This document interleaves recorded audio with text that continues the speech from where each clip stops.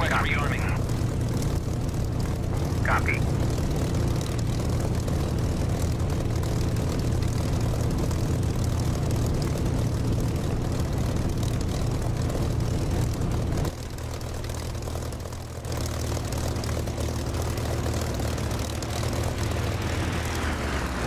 Refueling complete.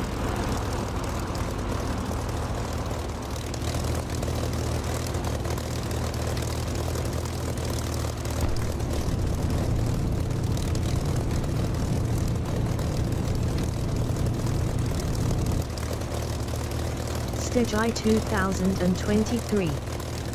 Hey Bill, how's you? Hi Steg. Yeah, not bad. What's the sound like, i.e. engine compared with voice volume? Is it balanced alright? Rearming complete.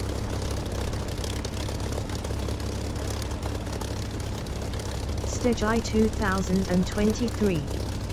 Very good. Jolly good. How are you? Alright?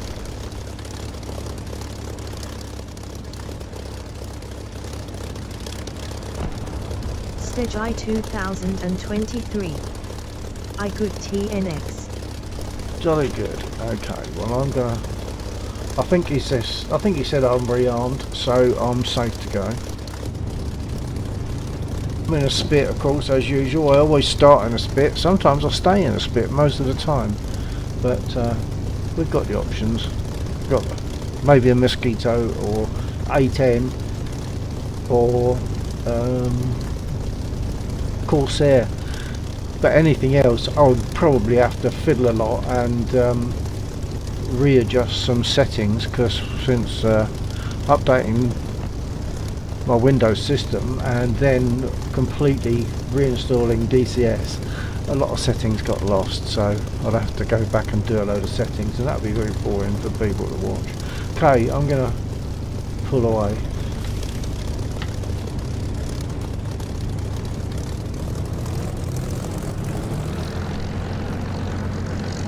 Stage I 2023. I tried to fly in your server other day but it wanted a password.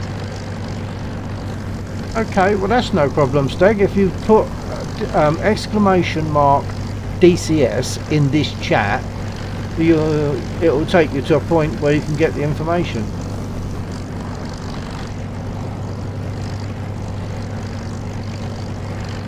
Stream elements.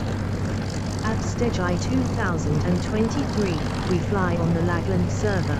Join the Discord for server details and more information about the mission. https://discord.gg/yard5gr8q.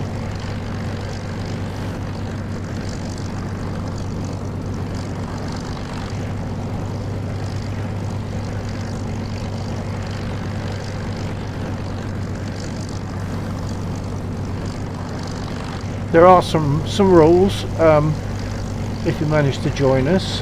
Like, we don't just go shooting people. If we want to do a dogfight, we would contact that person either by Discord or with the aircraft radio, which we always use. We don't tend to use Discord now unless we have to.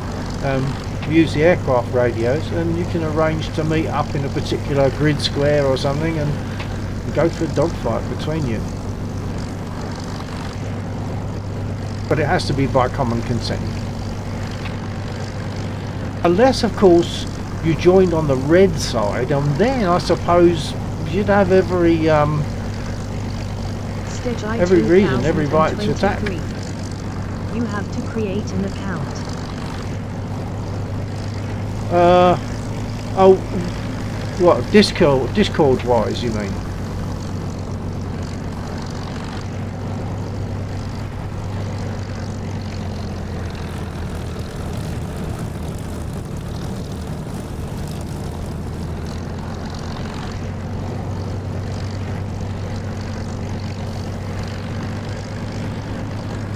Stage I 2023. Yeah, if you click the link.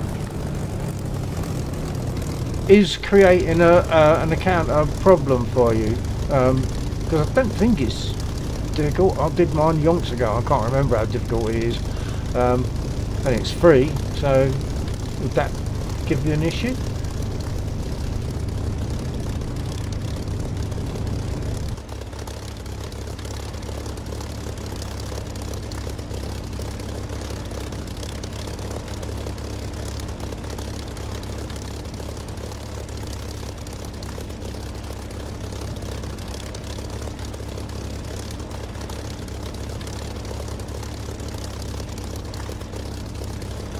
Stage 2023. Just another password I have to remember, lol. Well, you can base your password on a different password, can't you? I mean, you can have the same password for different applications. So you could do something like that, or choose one that is easily rememberable, another account or another password that's easily memorable, and I don't know, just adjust it by putting something at the end of it, such as D for Discord or whatever.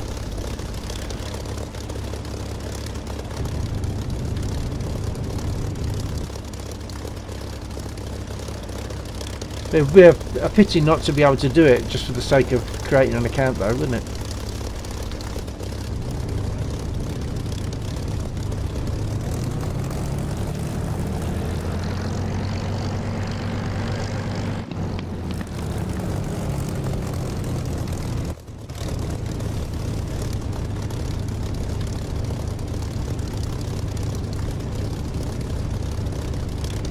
Right, I'm clear for takeoff because there's no one else here. At least I don't think there is. Let's take a look at the map. Stage 2023. Just seems everything I touch needs an account. Yeah, I know, and I'm like that myself, to be honest. I've been put off a number of things because I'm thinking, well, I don't want to create another account. But yeah, it depends on how far you want to go, doesn't it? But I mean, if you want to fly in the server, unless there's some other way of me getting a message to you, because we don't put the password over the air, because that'd be pointless, and having a password if we actually announced it or typed it in the chat.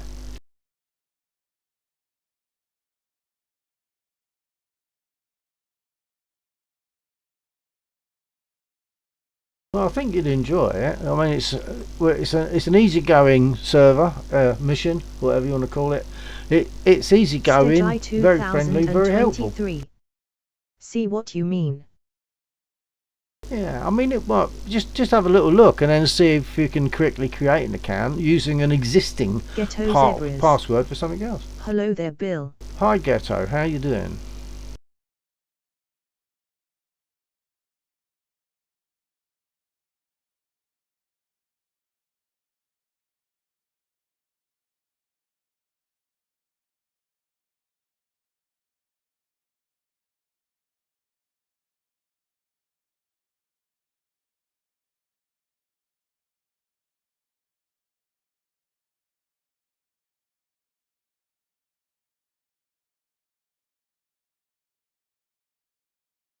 Ghetto zebras.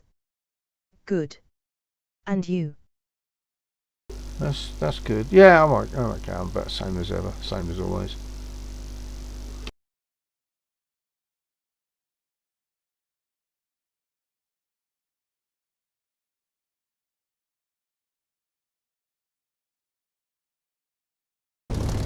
Okay, let's take off. I'll take off and go to the east and see if what there is in the way of BTRs to shoot at, and they will shoot at me, that particular bunch. So it's not a free ticket. Okay, break off and away. Hang on, I've set my trims. Yes, lights are on. Stage 2023. Altimeter's set. I will watch this closely. Are you talking about watching the takeoff, Steg? I can talk through it first and then do it if that helps. Ghetto zebras. I'll join in shortly with you gents. Oh, that's good, Ghetto. That'd be nice to see you here. Stage 2023. Yes. Okay, well, Steg, for takeoff, what I'm going to do, I'm going to leave the brake on for now, but I'll take off the brake. I will then stick back, full right aileron, hold it there, throttle up, and when I get, whilst I'm throttling up, I'll also be bringing the stick back to its normal position. I can't throttle up at the moment because that will rev the engine, but you'll see. I'll be bringing the stick back to its like normal position, and by the time I've done that, I will have got to about 90 miles an hour on the airspeed indicator here, and at that point I'll rotate, not a lot, just about that much. It'll lift off, I'll immediately get the gear up. That will cause the nose to want to drop, so I'll have to pull back a fraction more just to counteract that. Gear up, and then I'll adjust my trim, because at the moment for takeoff it's set to level for nose down. Let me zoom in. So nose down trim is set to level. A lot of people, I think, like to have it one division below. I'm comfortable with it level, so you've got to do eventually what works best for you, I guess. And the nose down, the rudder trim is set fully to the right, full right rudder trim. Not the rudder itself, but the rudder trim tab is set fully to the right. So there are, so I'll adjust my trim back to one division. Once I'm airborne, adjust my trim to one division above level, and I'll put my nose down. That's my nose down trim. My rudder trim I will set so that the double D of the word rudder here on this trimming knob, the double D is at 12 o'clock, and I'm then trimmed for normal flight, generally, basically. So yeah, I've covered gear up. I'd put my sight on and make my guns ready just in case of any immediate action, and I will then at some point close the canopy. We take off with the canopy open just in case there's an incident and the ground crew have got to get us out quickly. They don't want to have to smash through the canopy, so they will just reach in, because the canopy will be open. They'll just reach in, grab me and get me out. That's the theory. I mean, it doesn't actually happen here, but that's what I understand. When you watch videos of Spitfires, actual Spitfires, I think you'll find generally they take off with the canopy open, and then they open the canopy again before they land for the same reasons. If there's an incident, they can be quickly oiked out without having to worry about getting the canopy open. What have I forgotten? I must have forgotten something. Oh, and I would set my prop pitch using this lever here. You'll see it moving on there. I'll set my prop pitch to give 2,700 RPM on the tachometer just there, and then I'm sort of pretty much in sort of steady ordinary flight, and I'll fly to the east. Let's show you. Somewhere around, I can never remember where it is.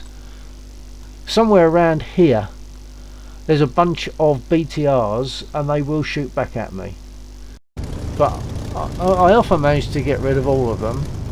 But also when they shoot back, it's very easy for them to hit, I think it must be hydraulics for the prop pitch, because what happens is you're flying around for a while, okay, you know you've been hit, but there's no effect of it. Then eventually the engine starts racing, and it's because you've lost your prop pitch control, and it's now gone fully what would it be? I'm not sure what it would be. Fully fine, I suppose, or whatever. I'm not sure, but the engine control goes, and you end up with it revving beyond sort of 4,000 revs. So you have to control it then completely on just the throttle, not the prop pitch, because the prop pitch makes no difference at that time. Okay, brake off, and I'll try and do all that I just said.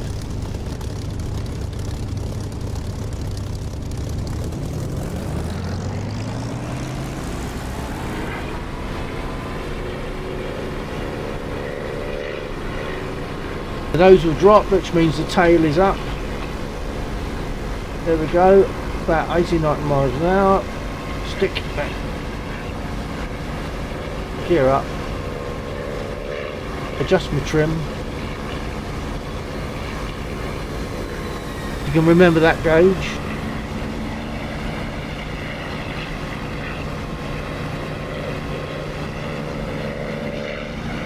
It's gone too far. Right, that's right. Adjust the rudder trim.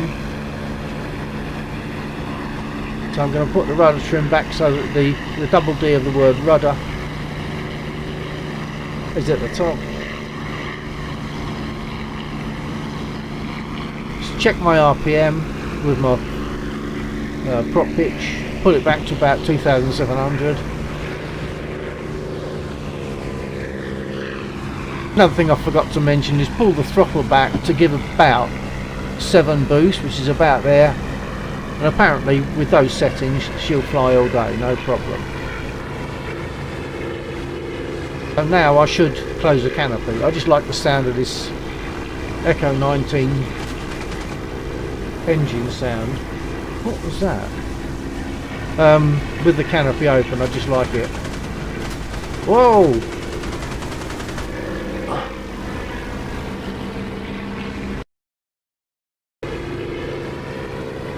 I didn't realise we had 109s on the field. That's because I was too busy talking, wasn't it? Oh well, that's it. That's me done. I hadn't noticed. I hadn't been looking for that. Okay, I'll make mention of that. We've got 1, 2, 3, 4 fighters in the air, which is quite normal. You have one accompanying each of the 4 bombers that turns up. I just hadn't looked for that. I hadn't checked.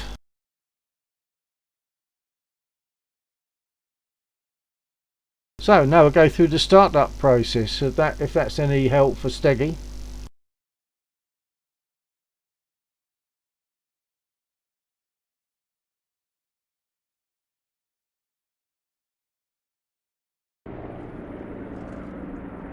Assuming that those 109s don't come in and beat me up.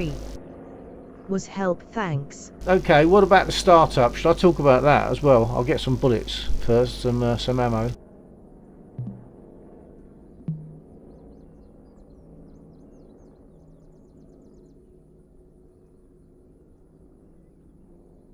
Request refueling.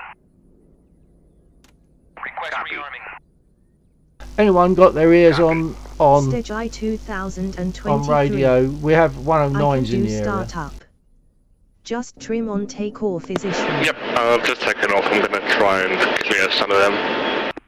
Super, thank you. Steggy, yeah, so you're good on startup, that's good. Trim on takeoff, yeah. And for takeoff, I'll just repeat that. For takeoff, in fact, I'll do it in a minute. You want, well, I have the, zoom in, I have nose up set to level and rudder trim set fully to the right, and then adjust the trim once you've taken off.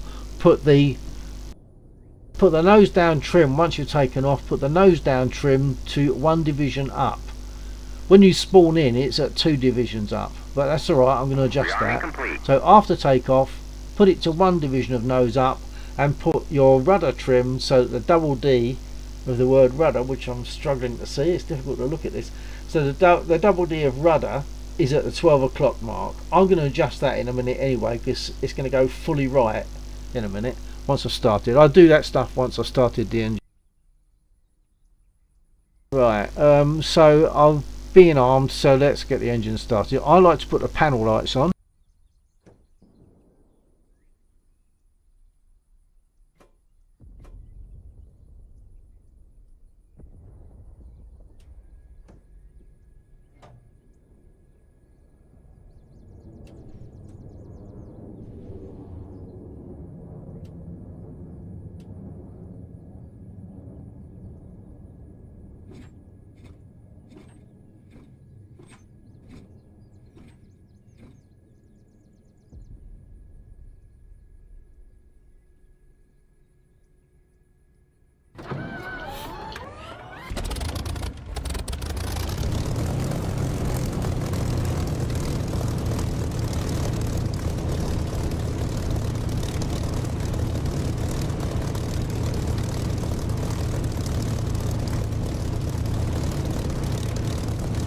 So there's my trim for takeoff going. Put in trim for takeoff, make it level. I say a lot of people prefer one division of nose down, so that's for you to experiment between level and one division nose down, maybe for your purposes. Rudder full right.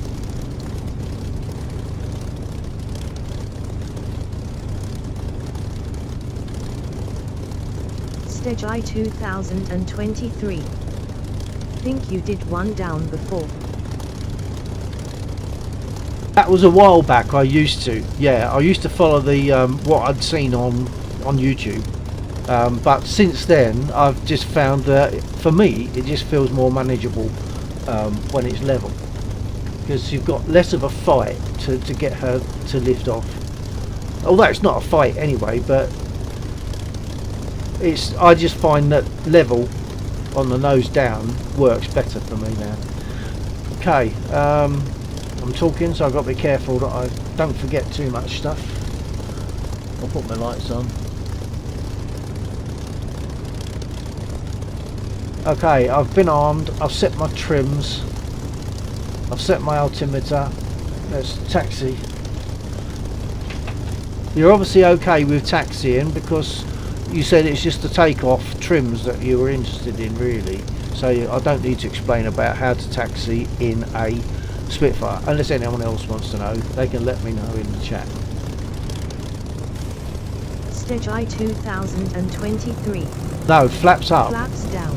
Flaps up. For takeoff, you only use flaps down for landing. Stage I 2023. Up.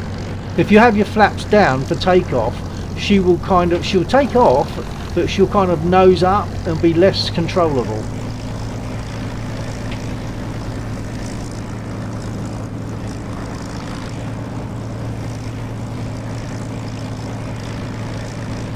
For the Mosquito, you use a level of flaps, and for pretty much everything I think you probably use flaps for takeoff to some degree, also depending on your loadout.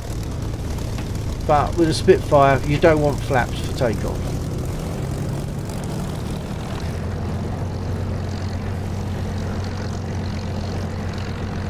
What I mean is, although you could do it, flaps down on the Spit for takeoff is a disadvantage.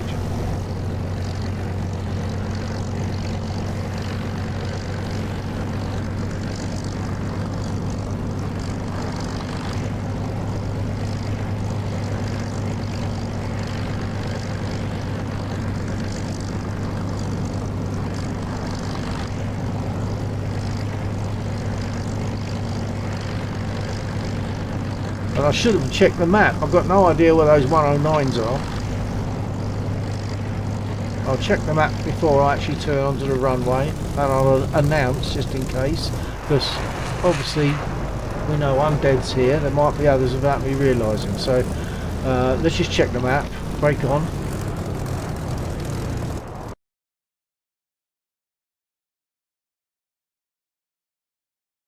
So we've got one south.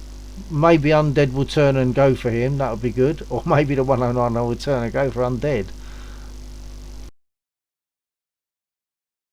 Either way. Stage I 2023. You have rudder trim full right. Yes, rudder trim full right. Just the trim tab, not full right rudder. Not like that. Not like that. Full right rudder trim. Just that trim tab is full right.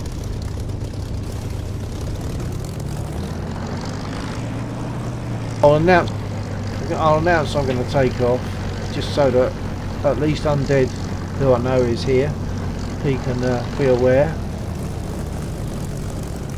49 Spitfire 08 for takeoff. Seen the aircraft crash. I'm hoping it is that 109, because at this time I don't necessarily want to be engaging 109s. Yep, can confirm it was the last 109. Not the easiest thing to fight when you're flipping fully loaded. Yeah, they're pretty good for turning in that respect compared to what you were in. So yeah, well done. Thank you for that. That's nice to have them out of the way. All good.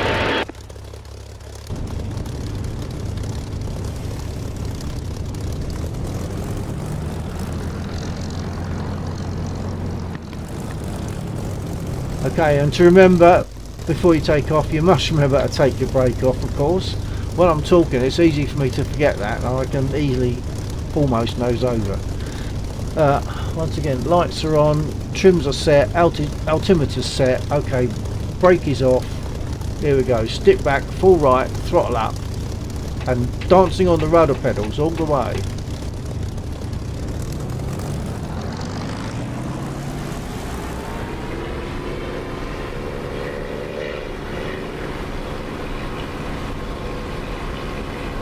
So the stick comes back to its normal position fairly soon.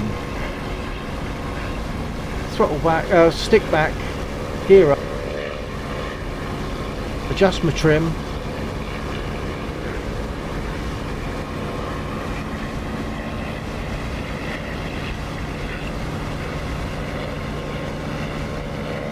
So my nose down trim has now been set to one division of nose up. I'm going to put my rudder trim back to double D's at the top.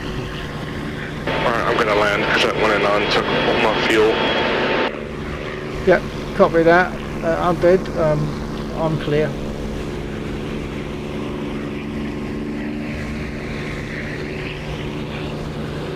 Stage I 2023. Full right rudder to counter engine torque. Yeah, full right rudder trim once again. Not the actual rudder itself. You're countering engine torque, yeah. Right, put my gun sight on. Make my guns ready, and sight is on. Now I'm gonna trim it to fly level on its own. So I've got to give it a bit of nose down again.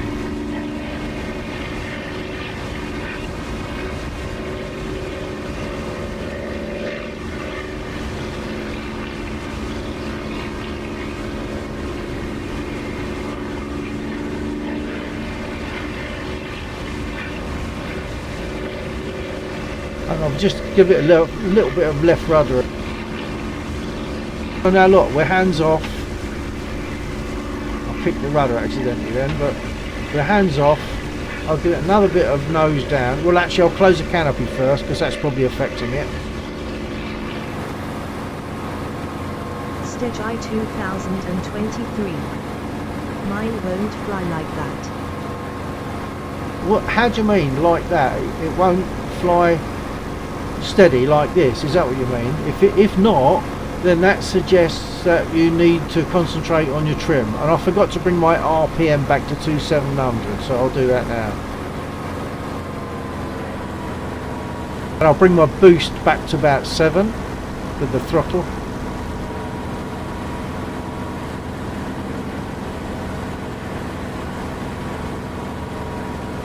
Tiny touches I'm giving on the POV hat at the top there. Stage I 2023. Nose up high all the time with nose trimmed fully down. That suggests that your flaps are down.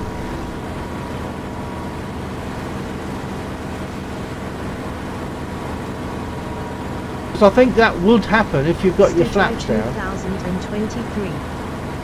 With flaps up. That's really odd.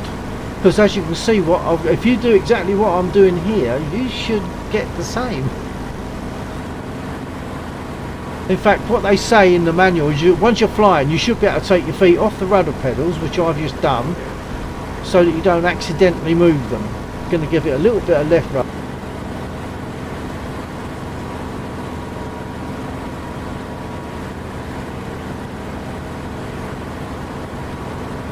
You should be able to do the same. It might be to do with your speed. I'm doing 280, just over 280 miles an hour.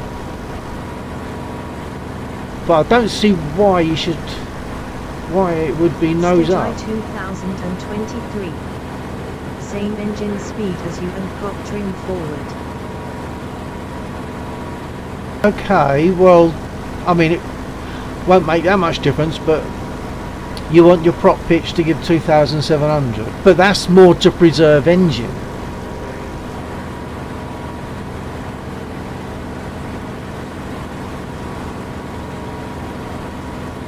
Once you can get that, then you've got a lot more control when it comes to making an attack on a ground unit or an aircraft, because you're not fighting it.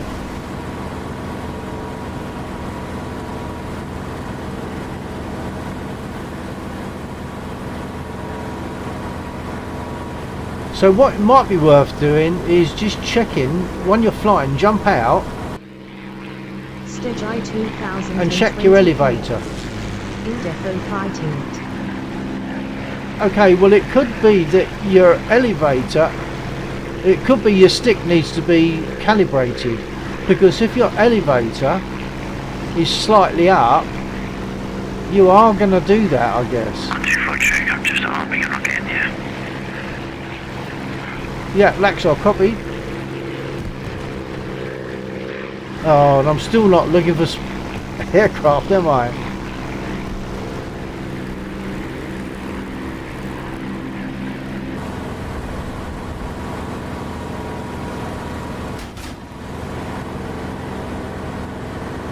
Wasn't looking for 109s, and I needed to be. It's hitting me as a pilot now, is it? It's not just my aircraft. Come on, Stingers, get him.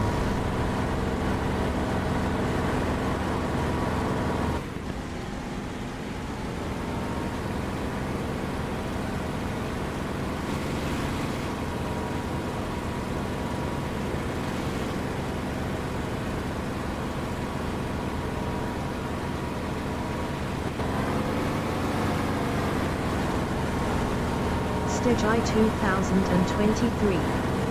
Sorry, it's me distracting you. Oh no, I'm very good at not checking all by myself.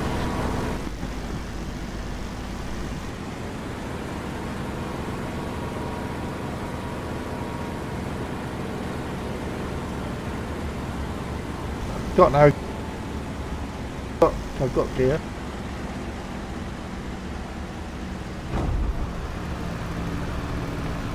So can I retrieve this? I don't know.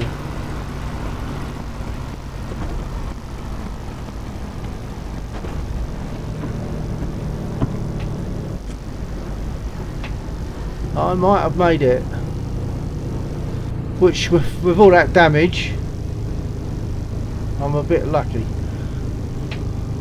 I've got no left side braking. 2023. Well done. Thank you, sir. Yeah, I've got no left braking. I'm on a taxiway actually. This is not the runway, but I'm not fussy when it comes to getting the aircraft down if needed. But I reckon that's another 109, and he'll probably come in and get me. Okay. I'll see if I can move off, you know, to the edge.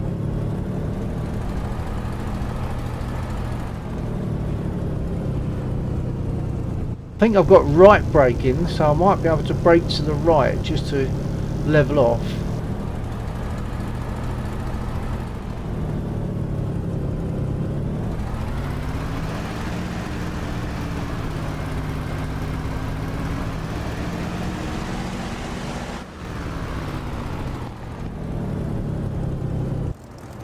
Yeah, he's made a bit of a mess of me, and of course, well, look, flat tyre, so he's probably shot through my hydraulics for the brakes as well. Okay, get repaired.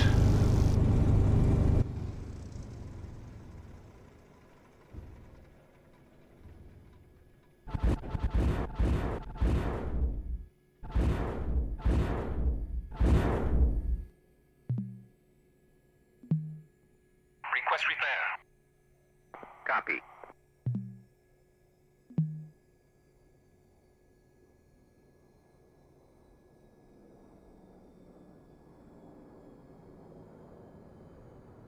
Request rearming. Unable to comply. And that sounds like I've got a leak then. If you've got a leak of fuel or oil, oh look, they're coming in, they're shooting me to bits.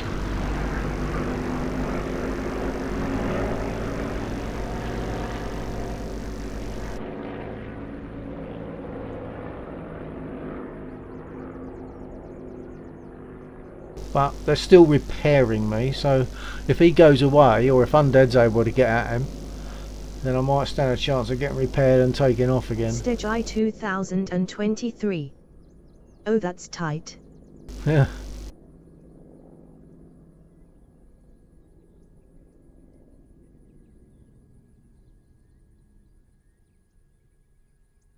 So it's made quite a mess of my fuselage and my wings as it happens, but obviously not damaged me too much. I was very pleased actually to get down. I didn't think I would.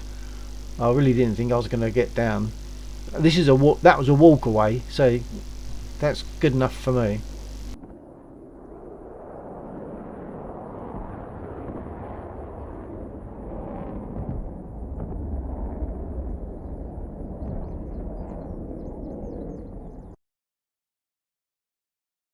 Undead's got a Undead 6-6.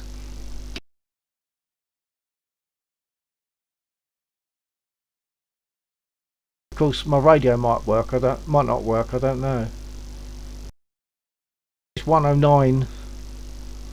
About to come back for me again. Stage I 2023. Anything with electronics wouldn't fly in that condition. Yeah, that's right. That's another reason why the jets don't do it for me. I mean, the F-18, no, the F-16 I've got, it doesn't do it for me because you don't even have to adjust your own flaps. It does it all for you. So it's all like intelligent electronics type stuff. I prefer fly by the seat of your pants. So is he going to dive on me?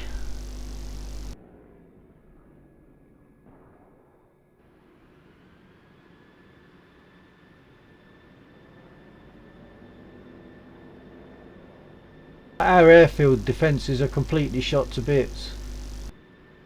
Stingers Stage don't I seem to be doing much. 2023. Which is what you've just done, LOL. I can't remember what I said. What have I just done? Sorry, I was busy not thinking and looking for that 109.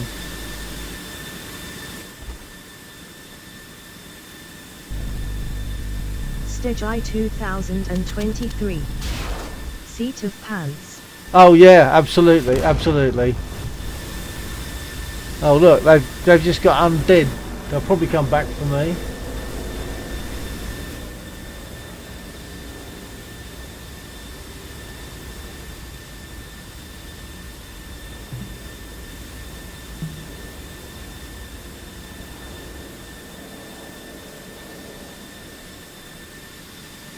Request refueling. Request Copy. rearming. This one, Copy. it looks direct, like he's coming directly at me.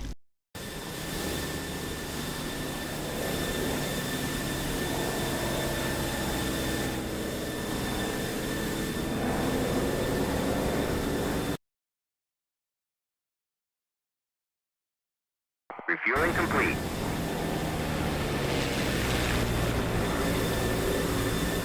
Just got to wait for rearm. Stage I Get started. 2023.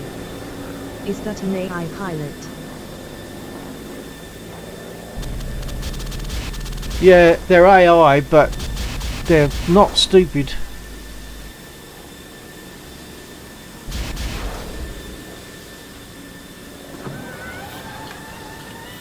Oh, I didn't prime. Just 3 pump. Rearming complete.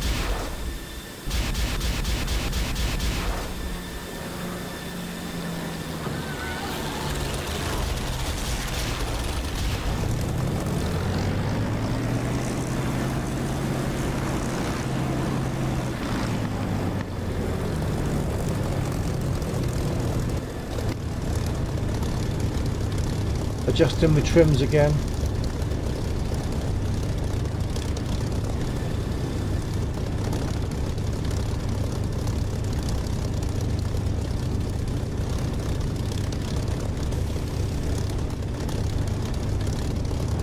Stage I 2023. Didn't need wobble pump. No. No. I've got the fuel pump running, didn't need to wobble it. Okay, here we go. Brake is fully off, stick back, away we go, hopefully.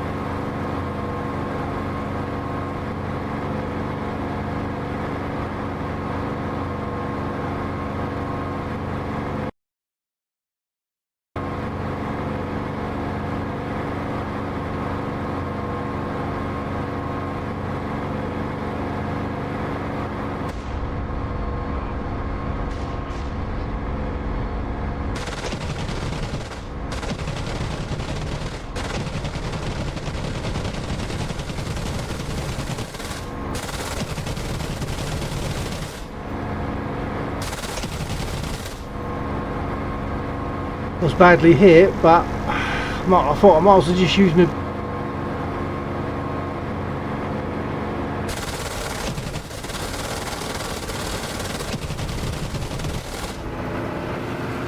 He might go down. Hear the engine screaming. Oh, the other one's hit me badly. I'm gone.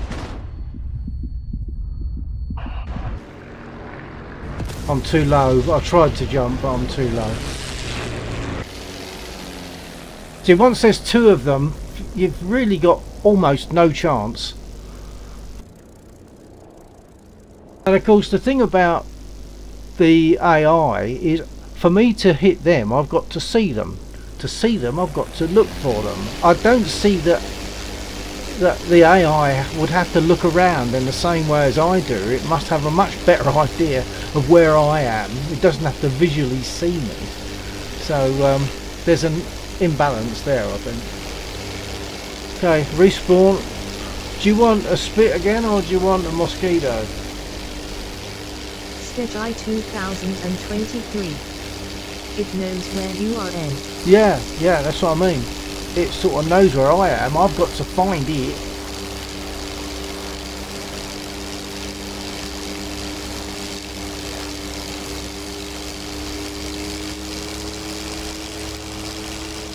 Actually, I did say, do you want a mosquito? But in this situation, the mosquito's no good. I need a fighter.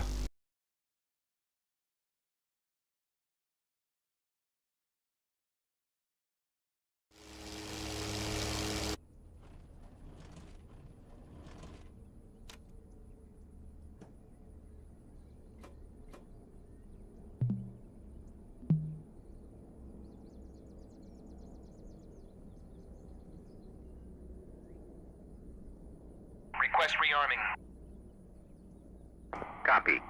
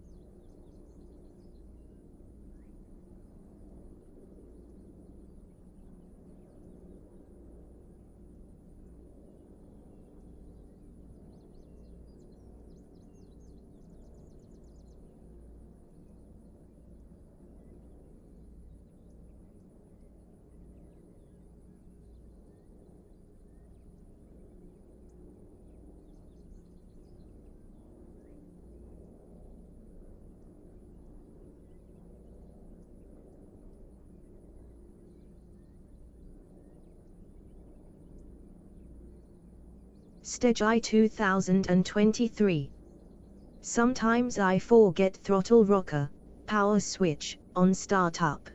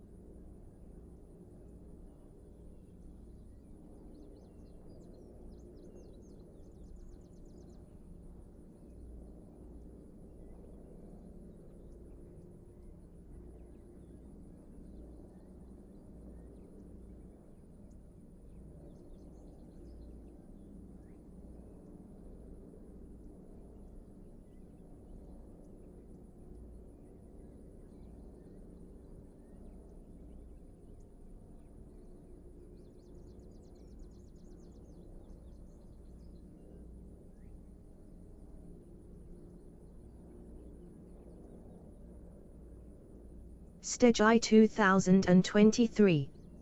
I will be back in 2 minutes.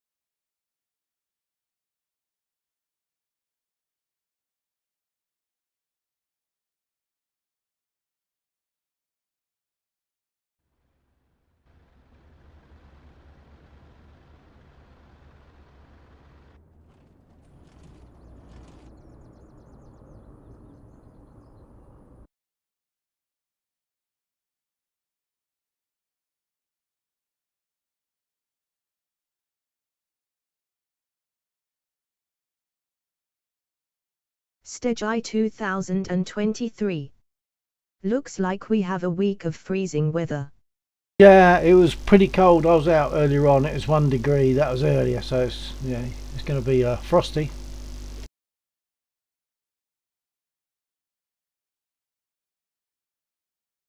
Okay, now the 109s are north of the airfield at the moment. If I'm lucky and quick enough, I'll get going.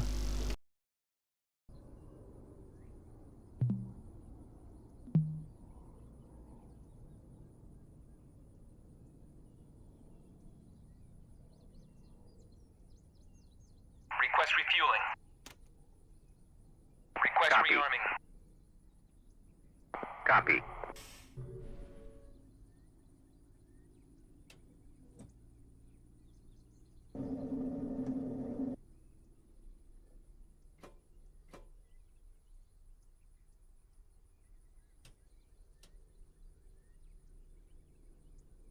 Refueling complete.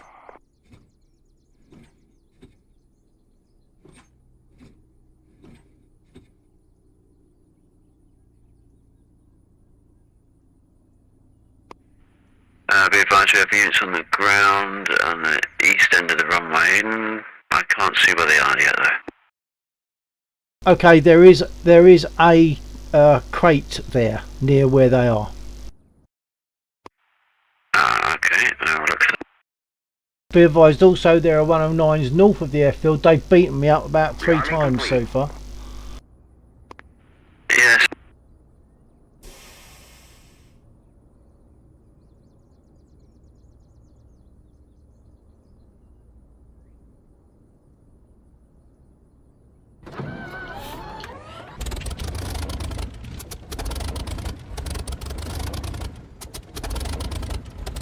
Got to put my fuel on.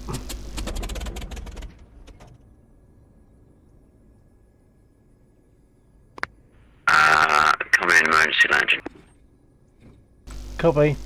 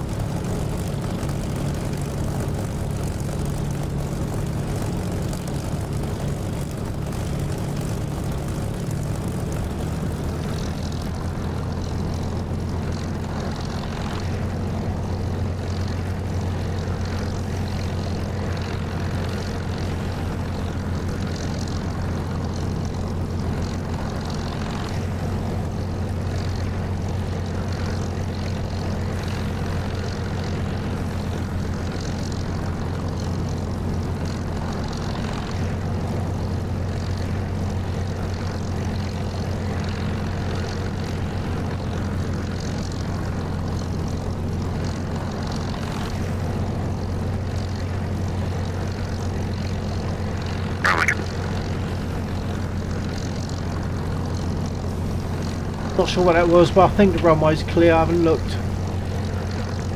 That runway is clear. Yeah, I've just landed on and clear it. Oh, you're down. Okay, good, good.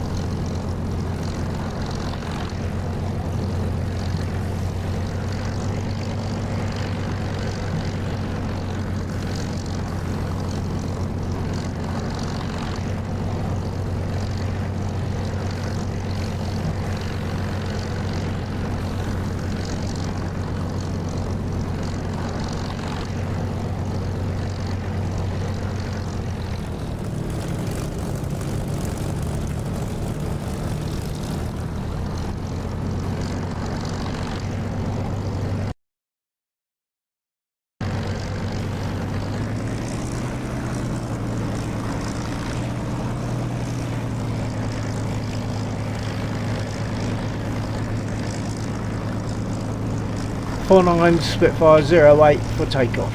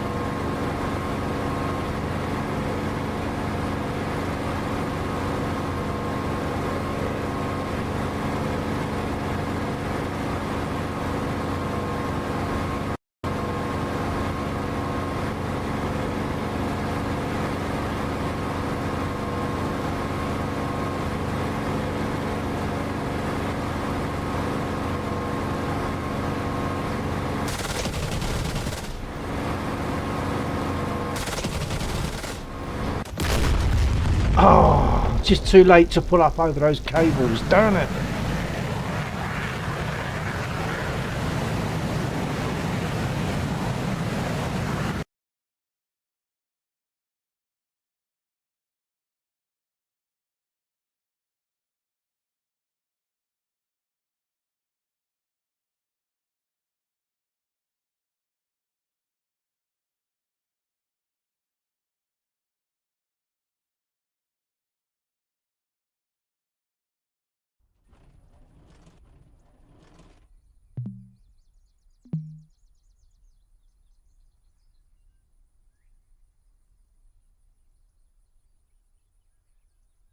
Request refueling. Request Copy. rearming. Copy.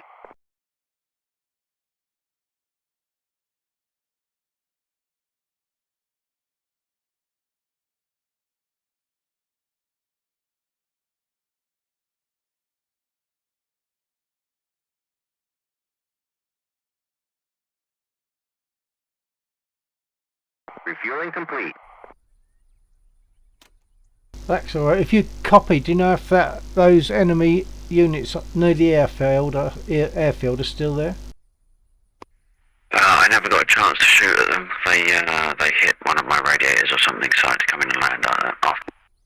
I copy that. Well, I was just clumsy and I was doing the BTRs over to the east, but I took it a bit too late to aim at the one on the other side of the road, and I was a bit too late pulling up, so I hit the cables, the aerial cables.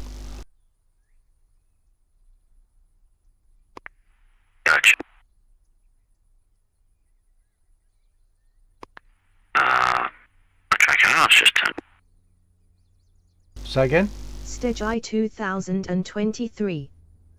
Do you have rudder Okay, pedals I plugged just in, or turned do you just use the slider on a 10 throttle unit?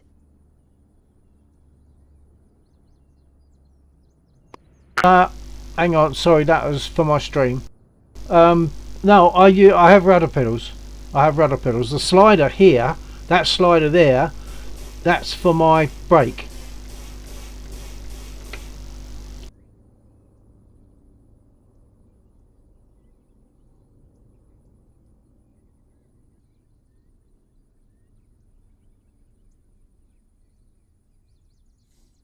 So there's my rudder pedals, and you can hear them going.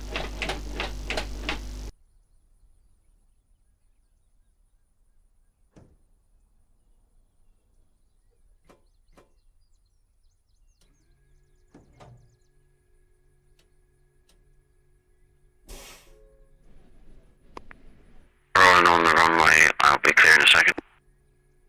Copy that. I'm just about to start. I haven't started yet.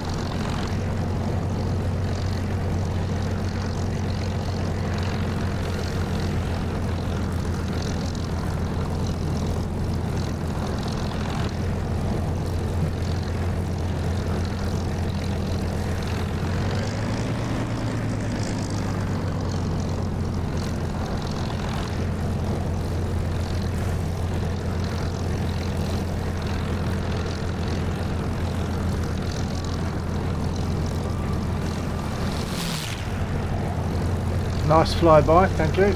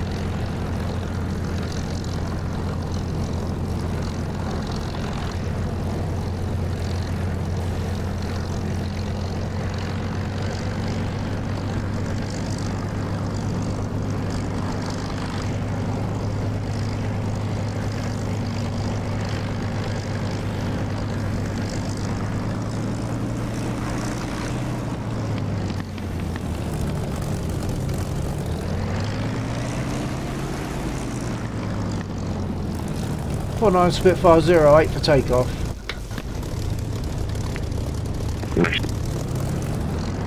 The units around that cargo box.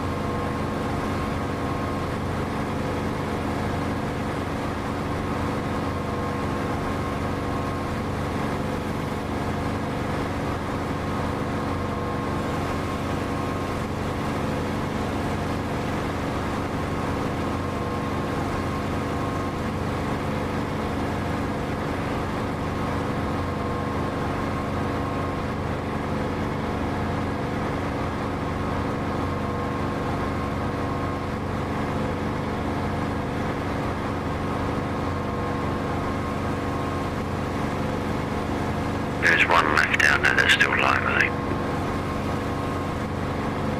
What, these BTRs? Yeah, it fired at me. I wasn't sure if you'd seen it on your run-up.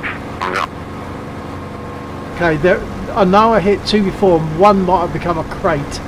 I'm going in for another little look now. Firing.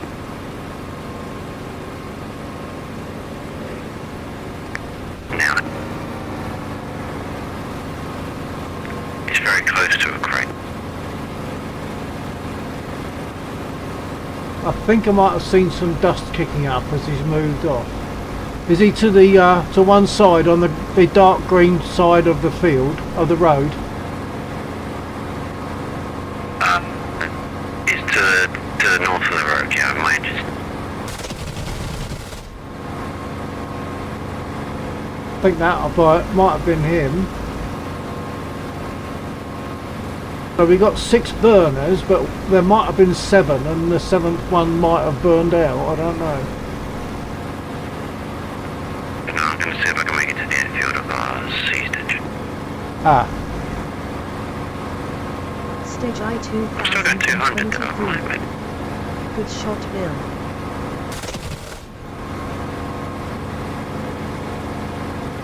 thank you, sir. Didn't catch your last message, Laxor. Apart from you said your engine seizing. You said something after that, but my chat was reading a message for me, so I didn't get it. I'm going. I've got enemies to the northwest of the airfield. What you mean, like infiltrating onto the airfield?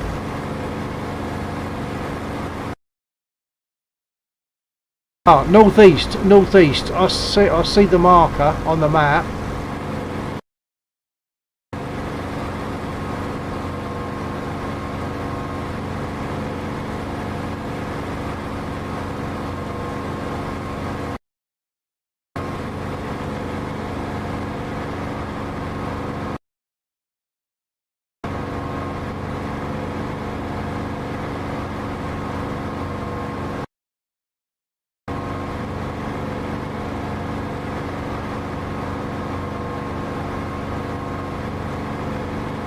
I saw a crate, but I couldn't see anything else. So it's obviously, of course, I'm looking for infantry, aren't I? Not a vehicle.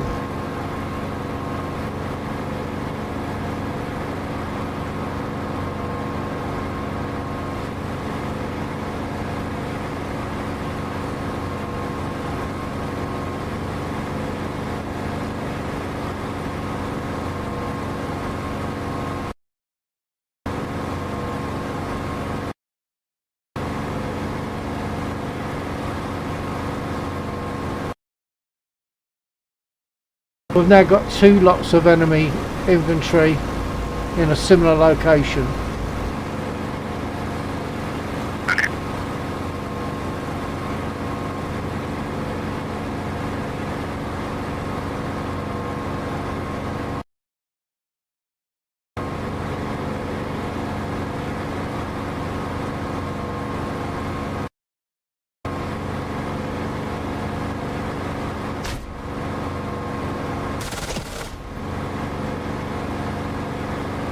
I'm only seeing crates.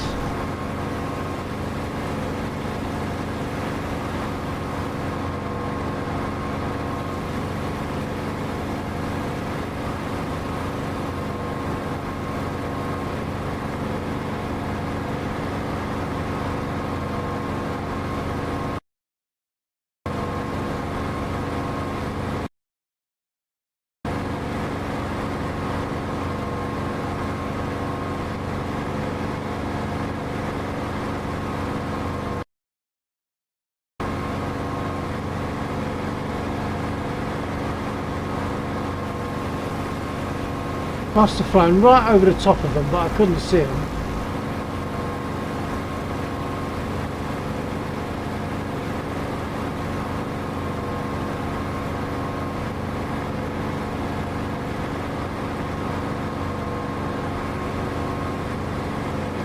I'm unfortunately stuck in the middle of the runway, but I'll try and make that as fast as I can. Well, I heard that, but I didn't understand any of it, sorry. I'll move out of the runway as fast as I can, but I'm currently stuck. Copy. I am in the middle of the runway. Oh, I just shot 2 stingers, damn it.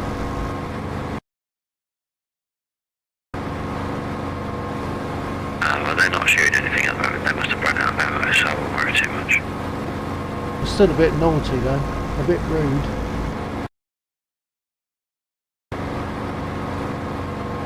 Lost my bearings and I thought I was sort of in the right place for where those units were, but obviously not. They were nicely visible, that's no help though.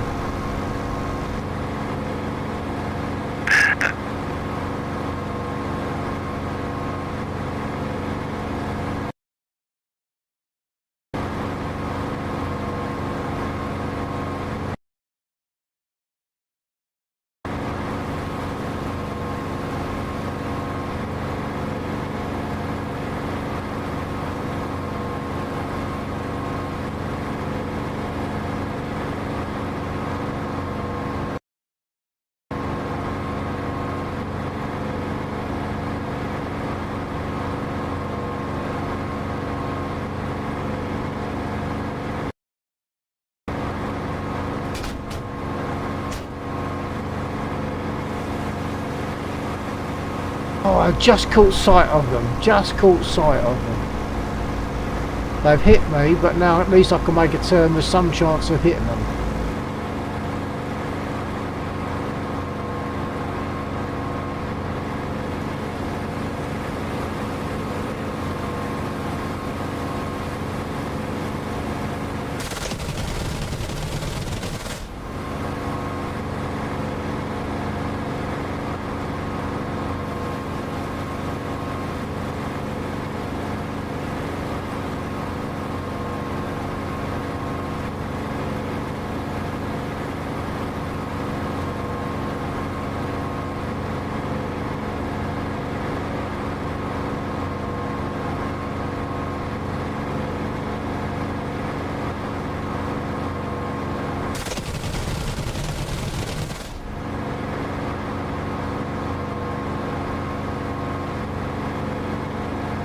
I've got 3 out of the 4, or sorry, 4 out of the 5 of them, I think.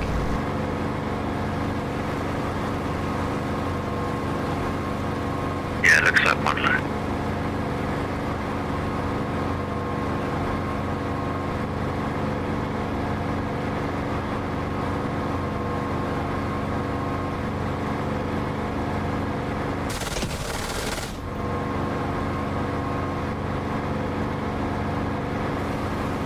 Stage I 2023. Did well to see them. They're very, very difficult to see. Once you've seen them and you've got a landmark, you stand some kind of chance. But until then, they can just shoot at you, sort of with impunity, really.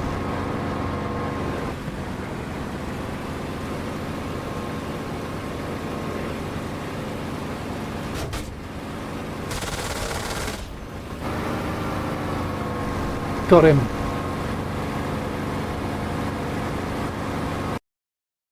It's very much last minute. Got to swing the airplane around with the rudder pedals just in hopes that you can sort of spray your ammo at them.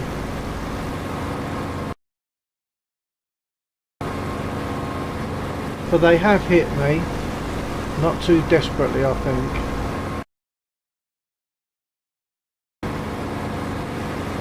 But there might be another lot down there.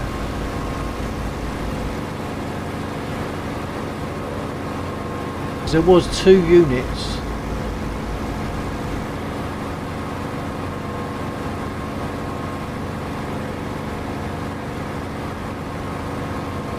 Yep, there they are.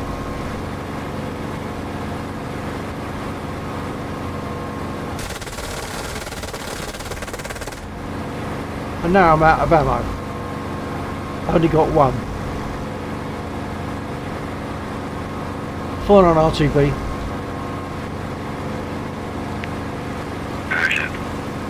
I'm almost ready to roll out of the way.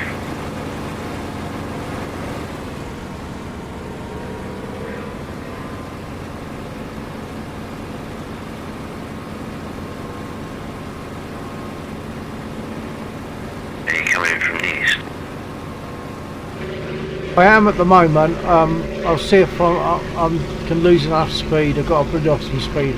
I'm actually over the runway now. I'll do a circle. Circle, and they're coming in from the east.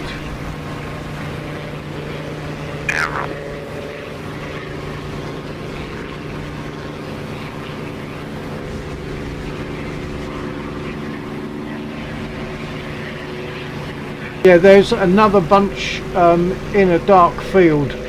So it's the second lot, the second unit of 5, which I've hit 1.9 of.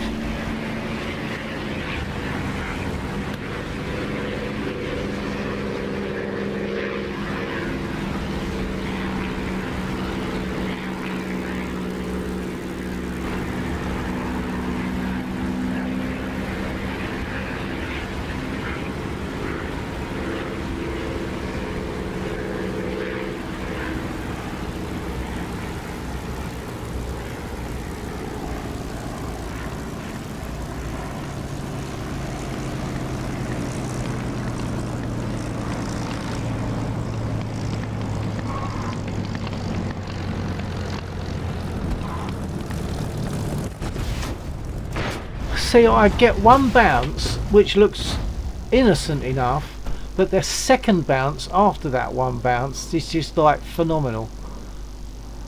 I've just like lost the ability to land well, I think. I don't know why, or whether I'll get it back.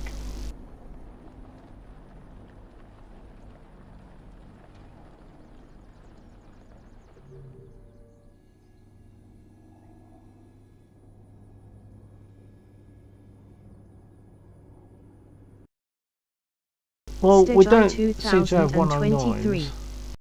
You managed to go backwards, winking smiley. Yeah, which you can do apparently in the Charlie 130. You can do that. You can actually reverse the engines and you can back up.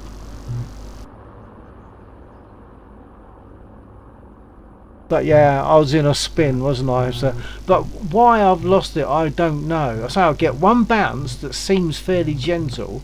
When it comes back down, the second bounce is ridiculous.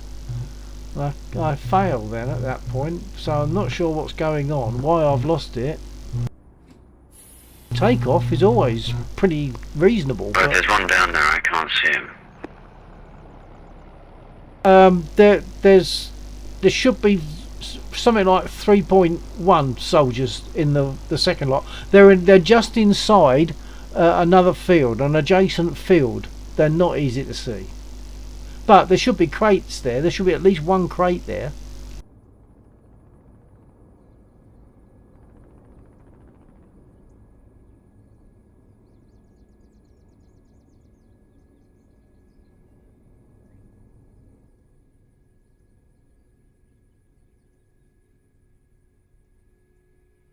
I think I might jump in a Mozzie. Let's make sure there's no 109s come back. There are some, but those ones up there are passive. They're really just target practice. Stage I 2023. Bit of duct tape will fix that. Yeah, or a good buffing with a soft cloth.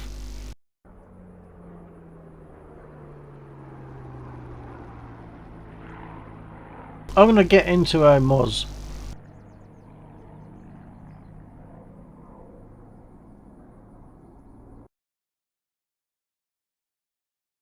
Stage I 2023. Or canvas LOL. Yeah, certainly canvas for a Hurricane, but of course we don't have the Hurricane because for some reason they don't think it's iconic enough, I guess. Crazy. Spitfire and Hurricane is like peaches and cream. We've got the peaches with the Spitfire. Where's the cream with the Hurricane? It's just not fair. Other nations have got multiple. I mean, there are 3 single engine fighters for the US at least. There's a couple or more for Germany because they got a couple that are different variants of the same aircraft. So but for UK we got one fighter, the Spit. That's it. We need the Hurricane.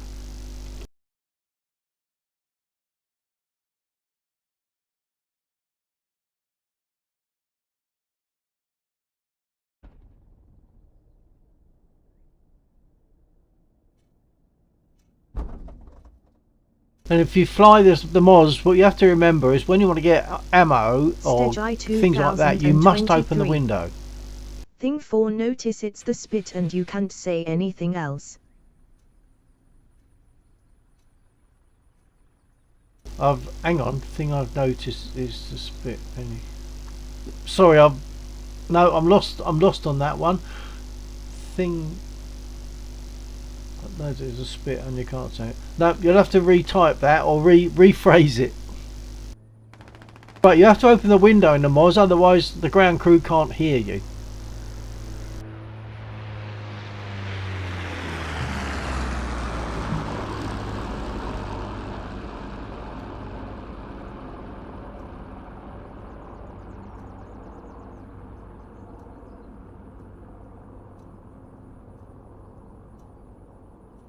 Request refueling. Request rearming. Stage I 2023. As in some PPL won't acknowledge other aircraft that was involved. Oh, I see what you're saying. Yeah. And of course the Hurricane, it came before the Spit, and it actually I think took more aircraft out than the Spit did. But the Spit came later and it did an incredible job that the Hurricane couldn't quite do. So, but they're both iconic. They both need to be there. And say we've got one single-engined fighter.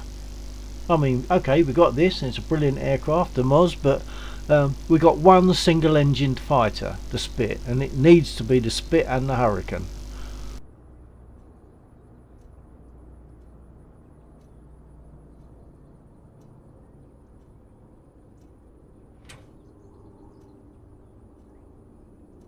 Rearming complete.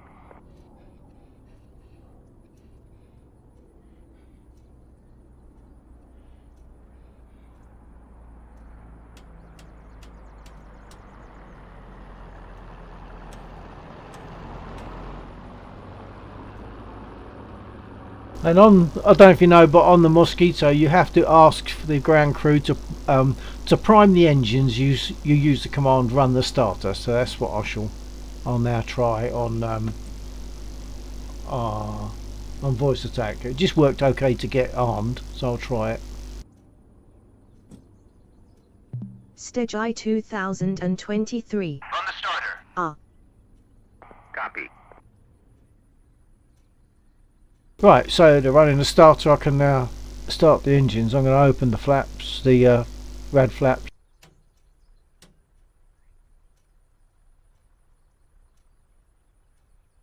So I think I'm good to start the engines. Open the covers. We'll do the port engine. Magneto's on. I use two buttons on the keyboard. Pretty much almost the only time I touch the keyboard, because you have to push both of you have to push that button and then hold it for that one. Oh sorry, that's the Spitfire. I'm talking rubbish. For the Spitfire I have to use two buttons on the keyboard. For this one I can press it, I can left click that button, move across, right click that button, and that will start the engine.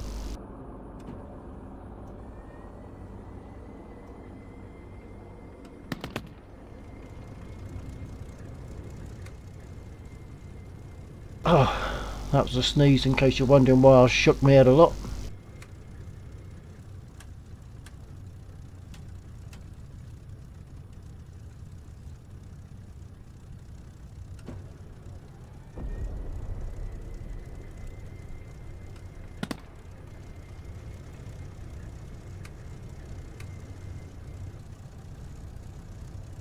Right, as usual I'll set my altimeter and my trims on the Mosquito.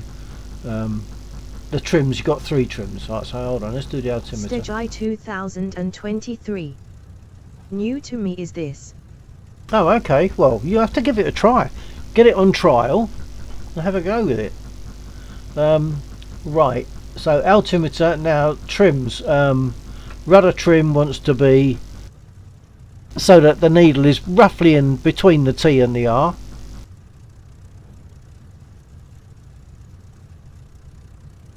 Nose down trim, I've got rockets on board. If I didn't have, I might use less nose down, but I'm going to put just under 2 divisions. It moves slowly, unfortunately.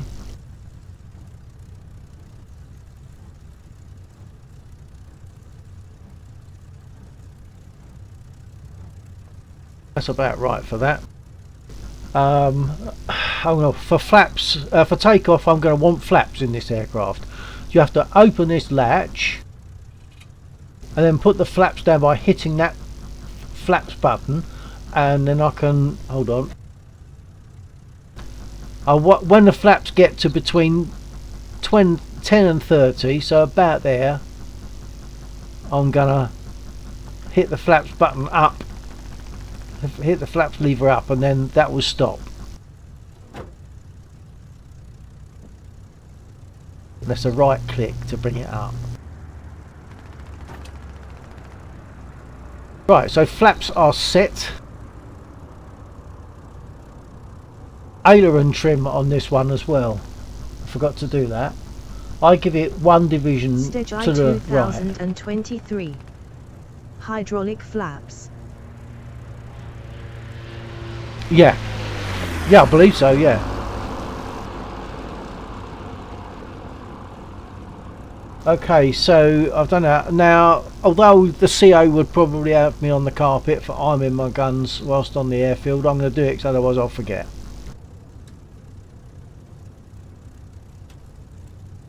And I'm going to arm my rockets.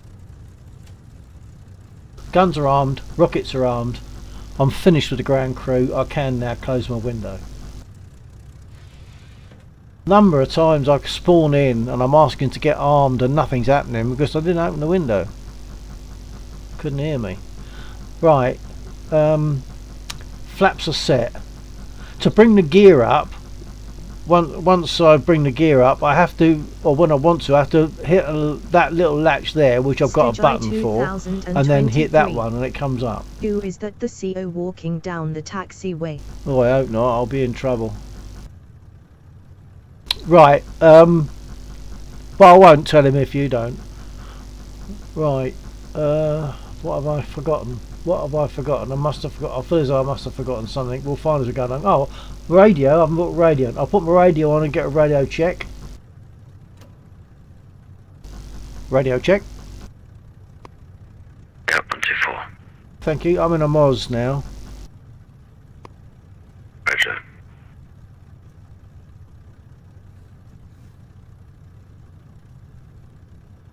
And for taxiing, sorry, wrong button. Stage I for taxiing in this 2023.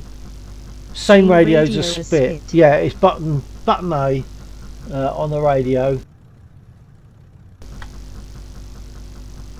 124. When you hit A, it's 124. B is 135. I can't remember what the others are, but so if we wanted to have if I wanted to go off with someone and have a chat without all the other chat coming over, we'd just choose 135 or something.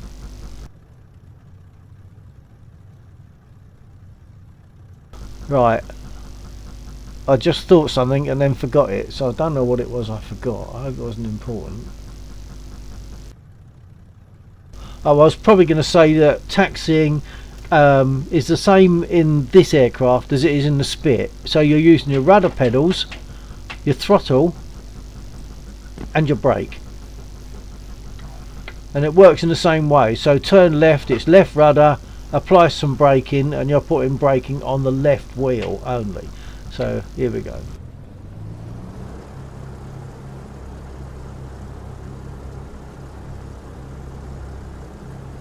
Takeoff is a bit different in this.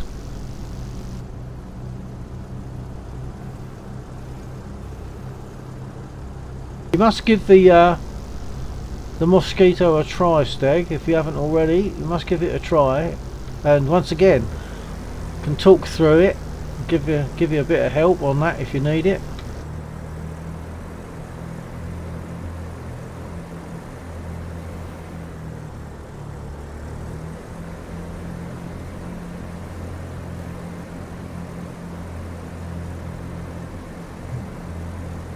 Stage I 2023. Do you feel more engine steer torque from this? No, not really. I mean, once, I mean, you still need the trim on the rudder to counteract what there is, but also on this, that aileron trim I think is quite effective during takeoff. That helps to prevent that pulling.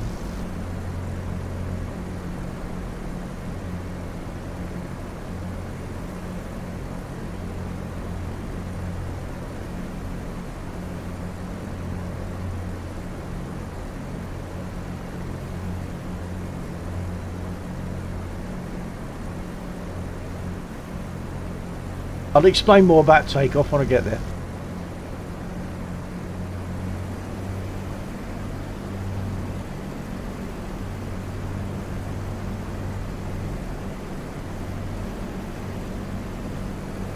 So I'm doing exactly the same in this as I would do in the Spit. The difference is that I'm at about 2000 RPM instead of about 1400 as I would be in the Spit.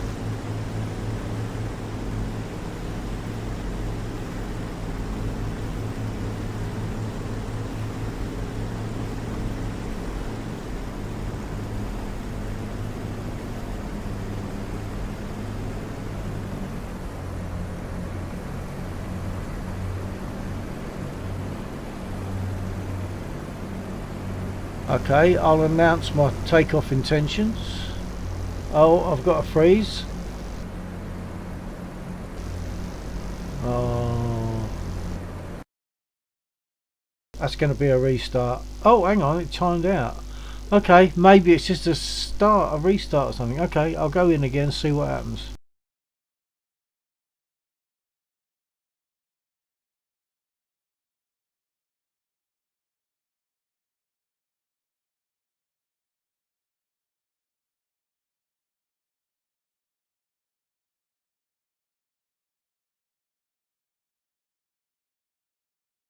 Stage I 2023. Engine cooling okay on these. Stand by.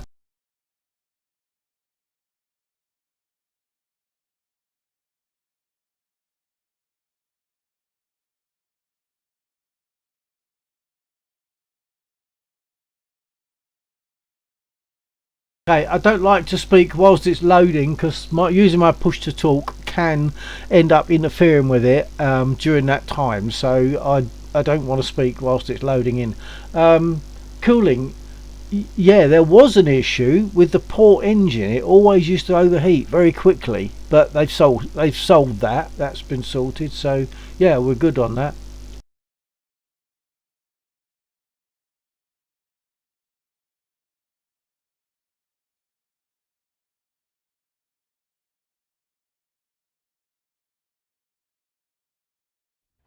So start up process again, of course.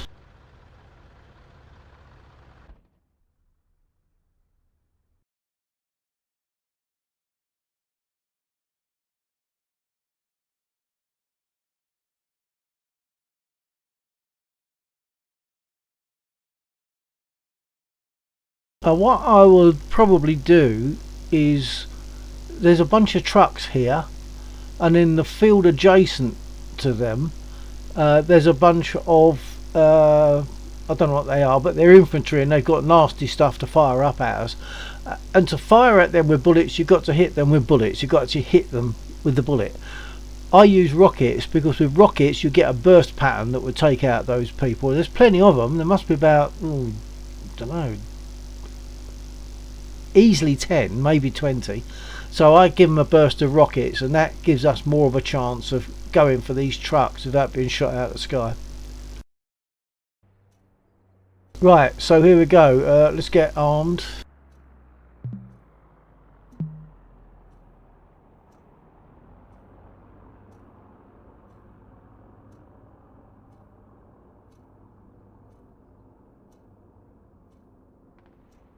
Request refueling. Ah, look. See, did I say earlier on, the number of times I forget and nothing happens? They won't respond. I've got to do it again. 2023. Must be loud in real life with those short exhausts. Yeah, it probably would be, yeah. Right, let's get armed again, or get armed. So if you've not got the window open, the ground crew just cannot hear you.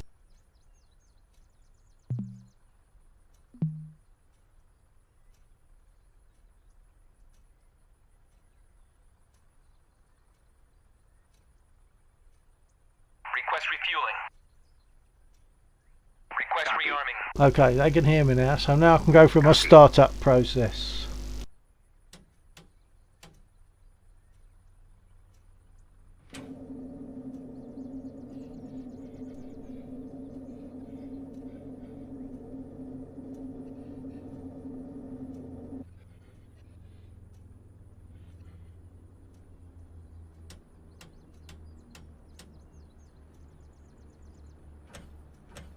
Refueling complete.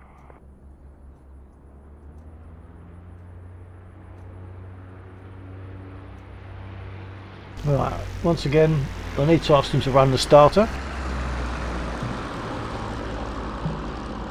On the starter. Copy.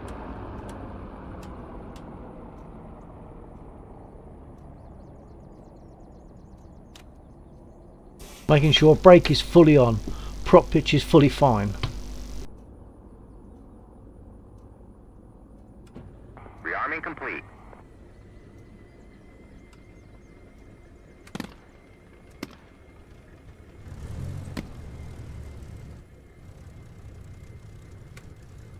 I was a bit early then. I think it really wants you to let about 4 prop blades go by before you actually hit the start button.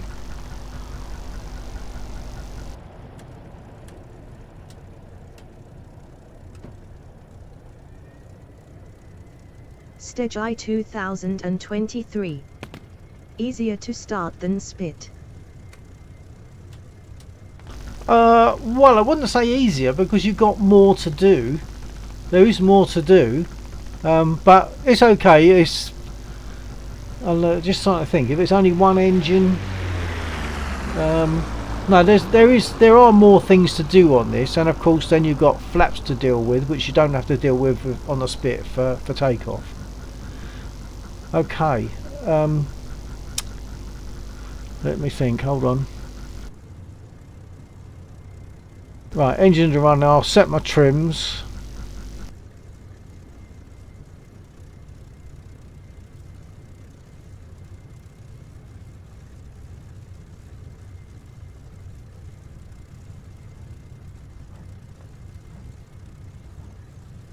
So yeah, it takes longer to start this aircraft, and even longer still if you don't open the window, because they can't hear you.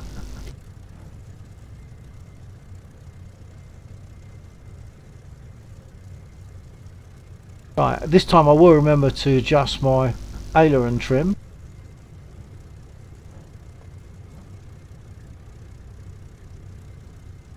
Set my altimeter. I've done my trims, set my altimeter. I normally do the altimeter first, don't know why I didn't.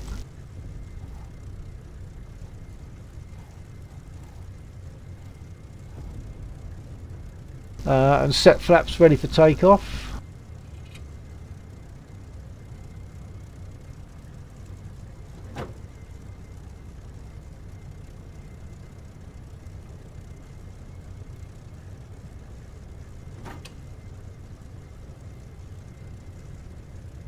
Make guns and rockets ready.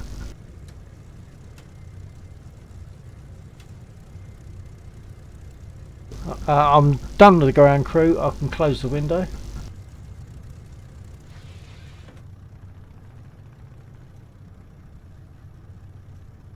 And of course in this aircraft you can have someone in that seat, although you can't see them, they're not visible, and they can operate the radio stuff behind you. That seat flaps down so they can access the radio gear, and then you can use this directional finding thing to find things that are given a signal, like radio stuff, like for retrieving, for CSAR, search and rescue. Can't remember how to get the seat up though. Oh, same button. Not that it matters. I don't need any of that. Right. I think I'm good to go. Radio.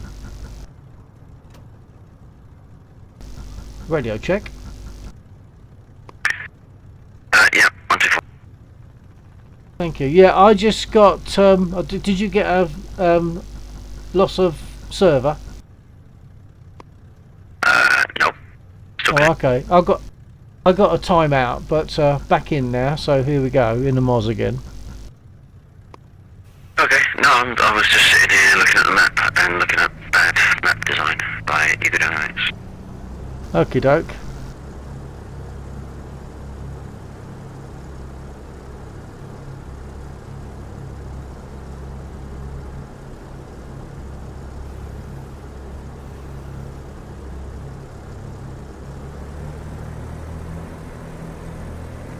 So I'm applying brake, then releasing it. It's constantly applying and releasing brake and rudder pedals.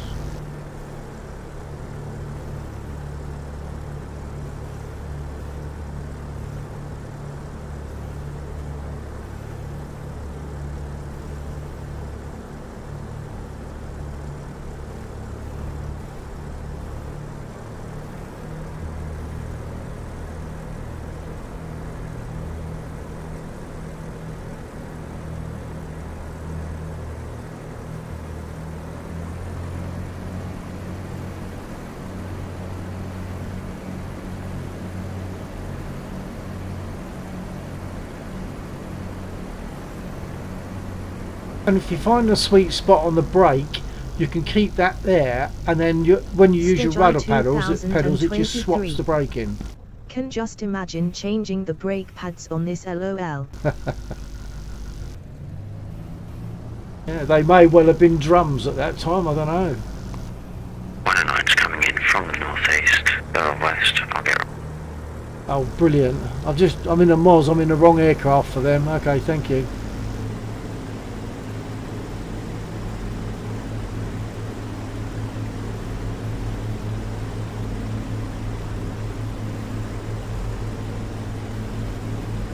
So I need to get airborne as quickly as possible because we know what they're like. 2023. On drums. Drums?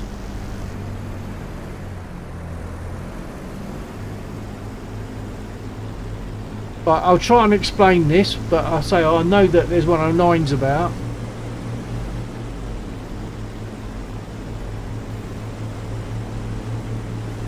So when I take off, what I'm going to do is throttle up, and I'm just going to use the throttle and the brake. I'm not going to touch the stick to start with, and I'll be gradually.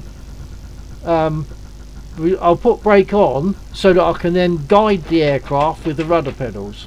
I'll gradually, as the speed picks up, the rudder then starts to take authority, and I can reduce the use of the brakes. Eventually the nose will come down, which means the tail is up. I can stop using the brake completely and then go to stick and take off in a normal way. And then I've got to get the gear up. As I say, I've got to get that button down, which I've got a button for. That will latch down and then bring the gear up, and then get the flaps up. Okay, let's have a go. I'll show you what I mean. I'm going to throttle up, and I'm going to be using the brake to put brake in so that I can steer.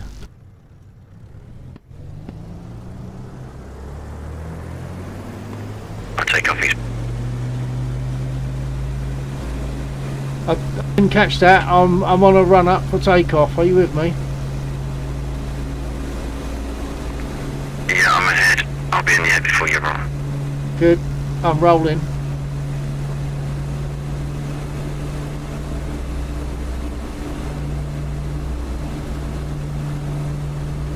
Right, you'll see the nose drop in a minute. I'm gradually reducing the braking. Speed is building up. Rudder getting authority. Nose is dropping. Brake is now fully off. So now I'm steering with the rudder. Rotate. Gear up.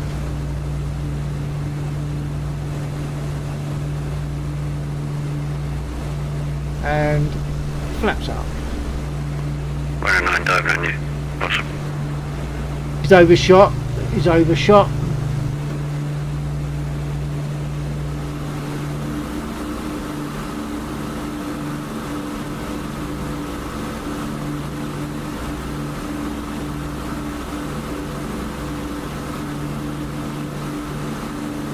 I'll probably be going for a head on with this.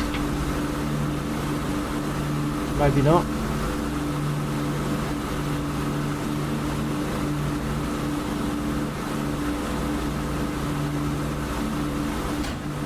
Oh, there's another one. There's always more than one. And of course, this doesn't maneuver like a Spit does, so I'm pretty much doomed.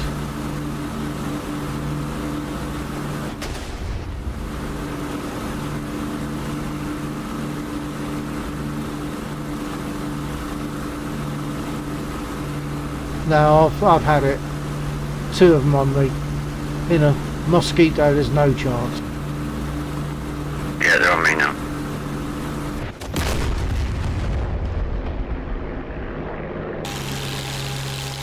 They seem to be more prevalent.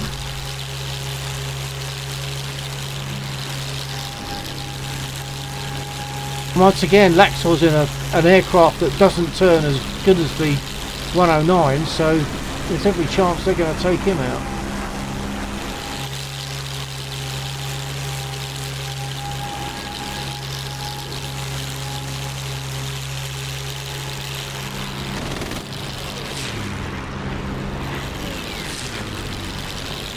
Yeah, he can't turn with him, no way.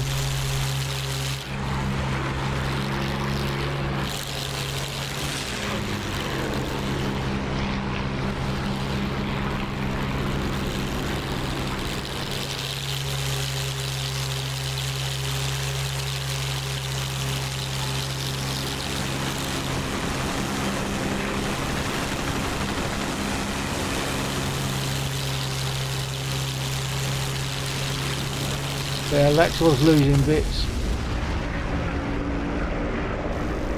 Once the 109s are around, even in a Spit, it's a fight because there's always going to be a couple of them on you. 2023. AI learns your flying characteristics, so there would be no chance even on equal terms. Well, there's that to it as well, yeah. I just realised when you said drums, that was in response to me talking about drum brakes, wasn't it? Yeah. I'm not sure what they would have had. They may well have had drum brakes. Stage I 2023. Yeah.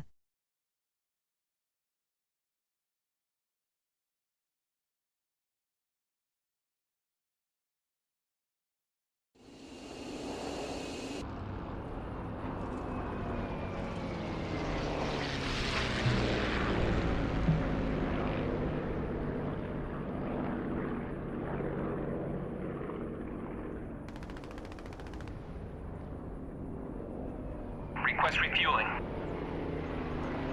Request rearming. Copy. For those just joined, the airfield is under attack from 109s, and we've got very little chance of dealing with them because you don't end up dealing with one. It's not one-on-one, it's always a couple on you, and they're AI and they've got some good idea of where you are, whereas we've actually got to visually find them. Refueling complete.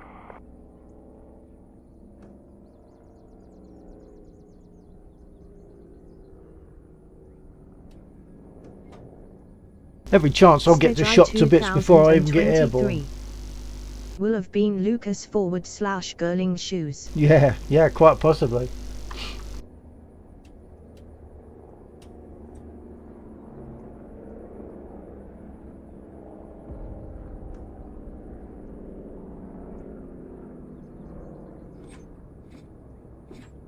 Rearming complete.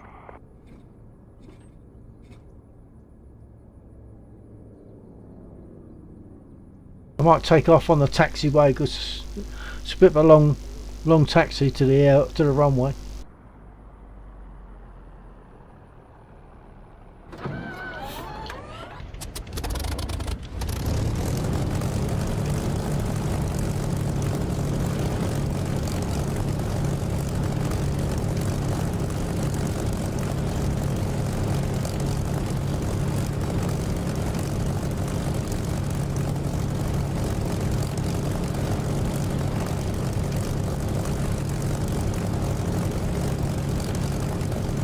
Stage I 2023. It was a pain trying to get the springs and pins through the shoes. At Unreal SOM. Yeah. Hi Bill. At Unreal SOM. Hello, Unreal Son. I Remember me? do recall the name. The airfield's under attack at the moment, so I'm trying to get airborne as soon as possible. And I'm not even going to use the runway. I'm going to use this taxiway to take off. Right, trims are set.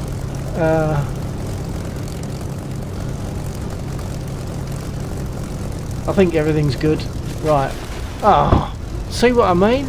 I don't even get a chance to take off.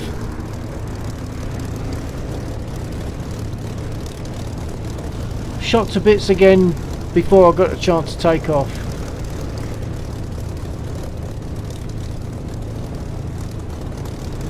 Stage I 2023.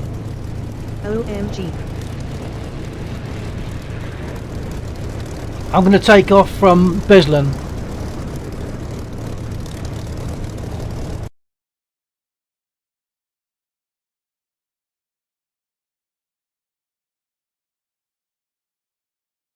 Stage I 2023.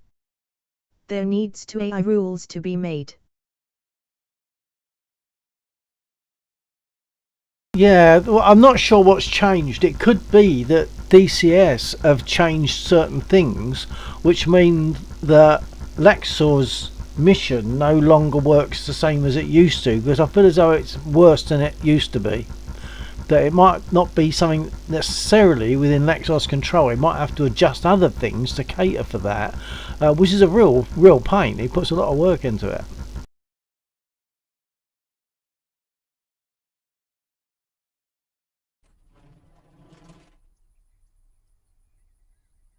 Okay, at least I'm safe here, I believe, so I won't get shot to bits before I can take off, and then I'll head up to Mozdok. But it's a little bit of a flight, but I don't mind. I don't mind flying a Spit. Why should I mind that? Right, let's get some bullets. Oh, I think I might already be on.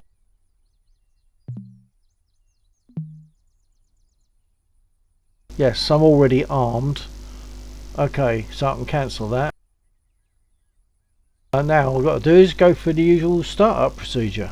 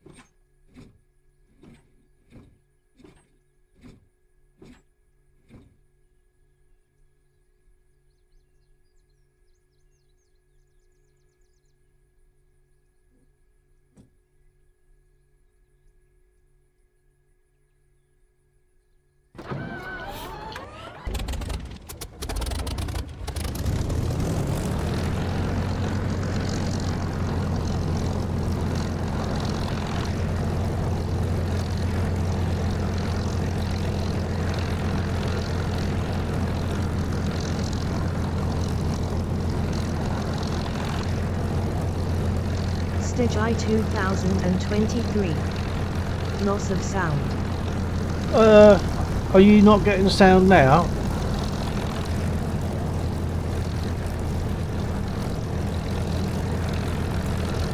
I'm definitely getting it. Oh, hang on. Laxor said mission restart? Question mark. I'm going to say yeah.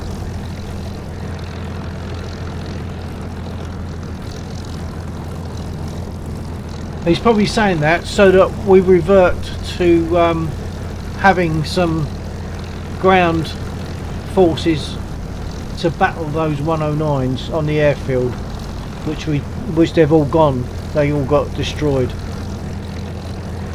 So Laxor's going to start the mission, although the server is on a machine that's over my left shoulder.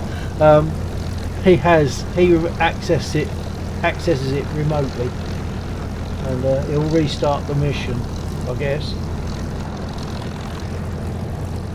Mission restart in 2 minutes, it says, but I think it's going to be less than that.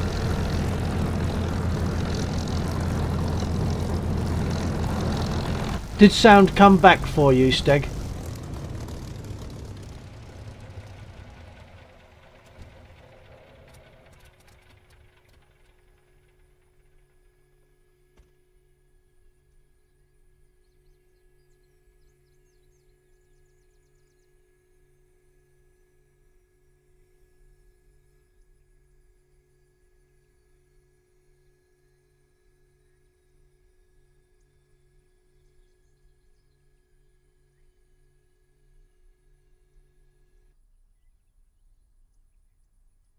In which case, perhaps I will spawn in at Mozdok as usual. Then get airborne as soon as possible.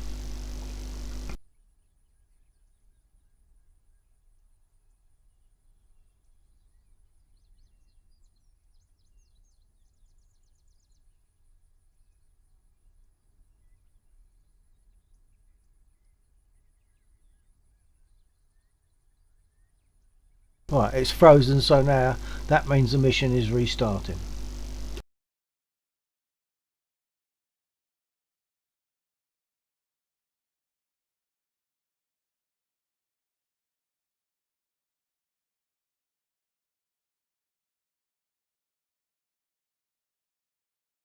Stage I 2023. Back in 2 minutes. Need Copy to that, let dog Steg. out. Copy that.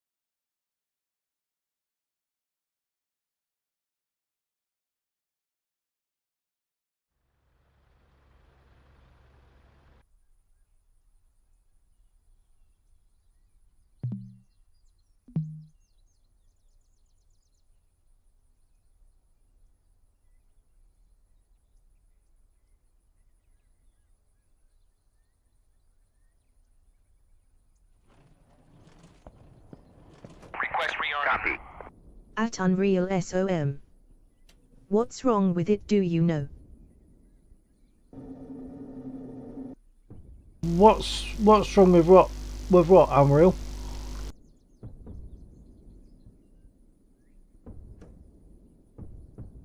Refueling complete.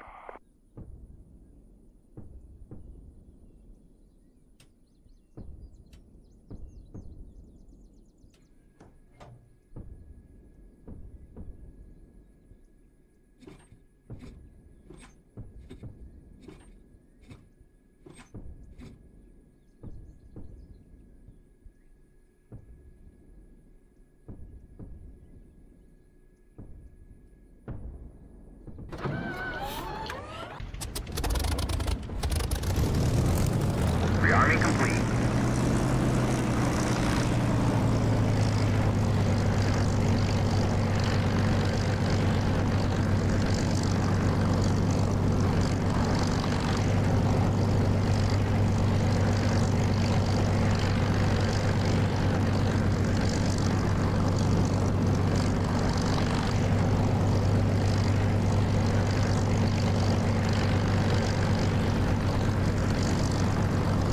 At Unreal SOM. Oh, I thought DCS was bugging.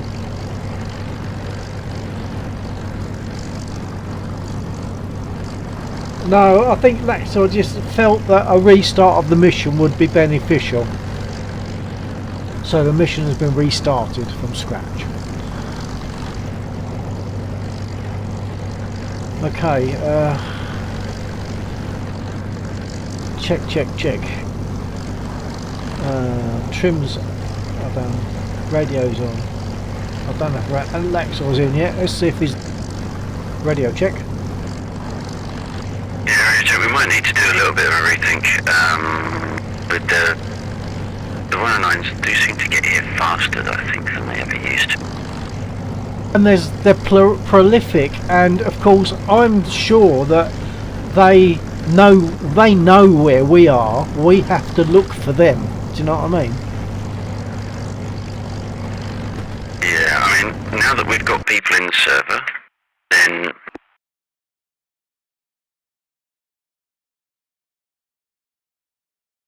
I think you fell off your key. The 109s are here with the A20s again already. At Unreal SOM. yeah, that's right, that's what I was trying to say. Now that there are people in the server, the fact that we are here will mean that the 109s, or that the aircraft coming in, won't just be firing at the flak.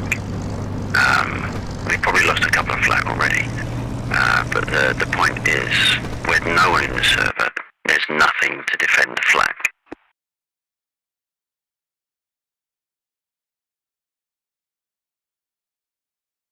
Yeah, okie doke. We have no flak. They're all gone already. So we're within a few minutes. The flak is cool. Oh no, I beg your pardon. I'm looking in the wrong place. We do have flak. It's in a slightly different place. Oh, in fact, we got one. Yeah, we got a number of flak. You added some to the northeast, or to the east rather. Okay, all right. I'm gonna get airborne ASAP. Yeah, well, there's actually about 12 to 18 flak on the west end of the runway. Yeah, copy that. But with no one's in the server, the only thing that the AI has to fire at is the flag. Yeah. The issue, another thing I was saying to Undead is that the flak is set on expert. The 109s are set on rookie, but the expert flak can't hit a rookie aircraft. Yeah.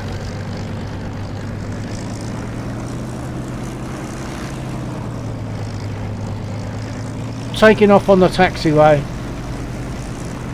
Oh yeah. Just for speed.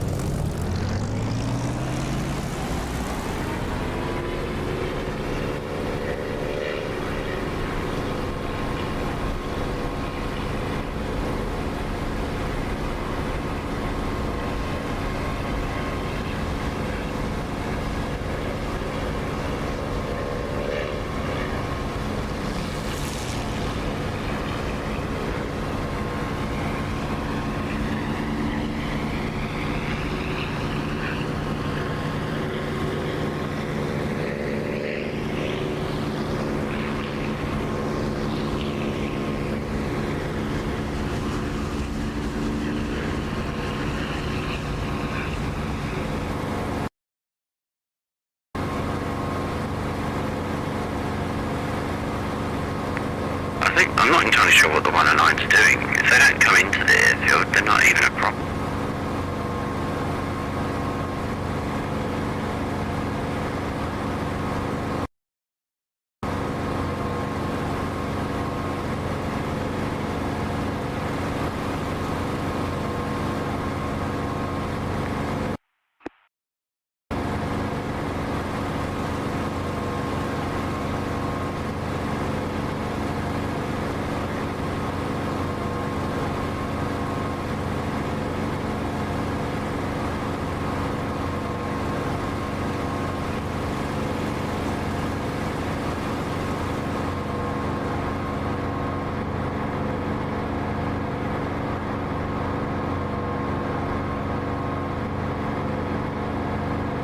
Okay, I'll form up on Laxor, hopefully.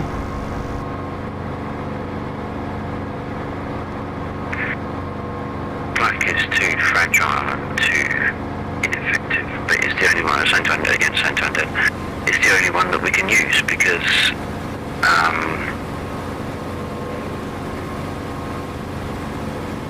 if we have fast jets coming in, then the warbirds can't shoot anything. Like us as warbirds can't shoot anything aerial. The A-20s are the only warbirds that we can shoot at. The warbirds don't get affected by modern weapons, so we have to have World War II assets firing at them. We only need 2 World War II assets that we can use. No, the only World War II asset that we can use to shoot at them is the Flak 18 because the rest are behind the firewall. So we're kind of hemmed in by eco-dynamics able decisions as to what we can use, but it's just totally ineffective. Maybe that's why it's totally effective, so it encourages us to buy a new one. Yeah, maybe. Which isn't a problem for those that already own it, but some of the people that use the server don't own it. And your server is intended to be people friendly. We got fighters among them. Our niche user base, it's whoever wants to join. We have to maintain an open server if that's the case. We're among 109s. Look out.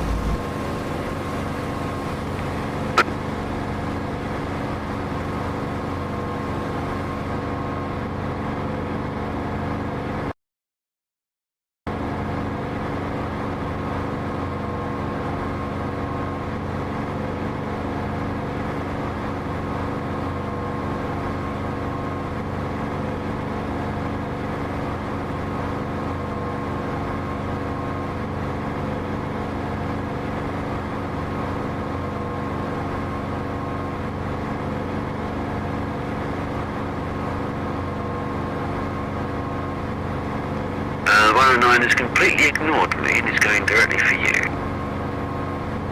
Oh, great. I'm on Taylor 1. Yeah, I'm trying to get on the tunnel now. Being fired at by BTRs. Yeah, I'm sort of weaving a bit.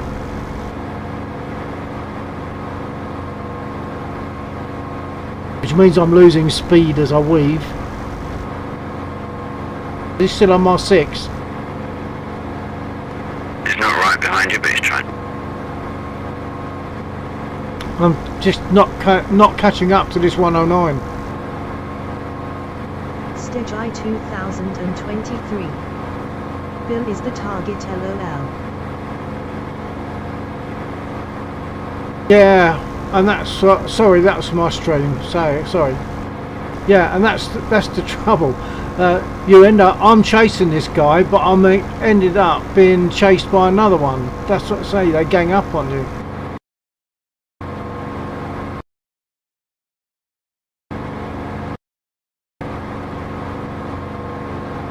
Okay, I think I'm going to break off. What's your 6, Laxor?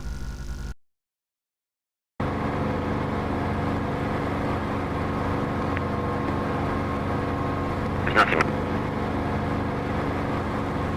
Can't come into you.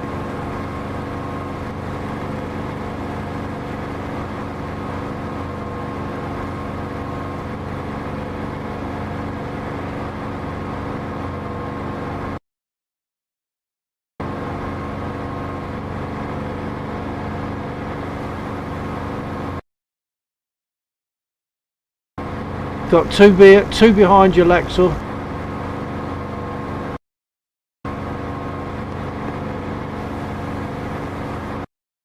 I'm going to make a 180.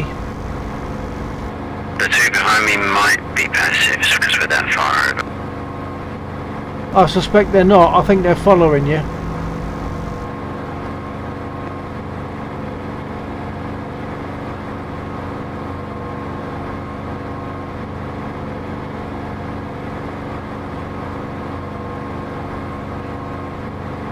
They are not passives.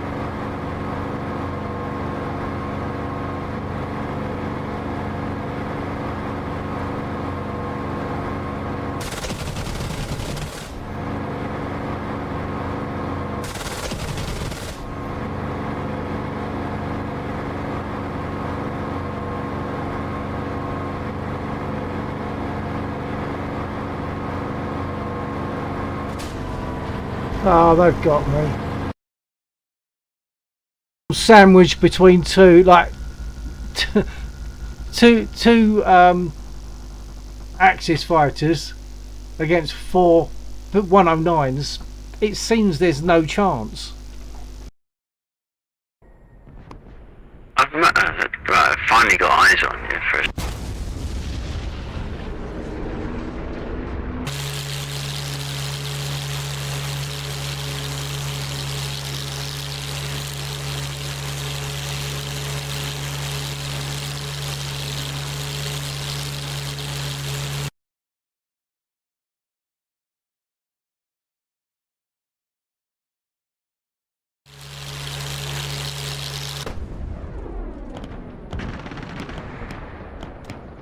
Okay, Lexar, copy.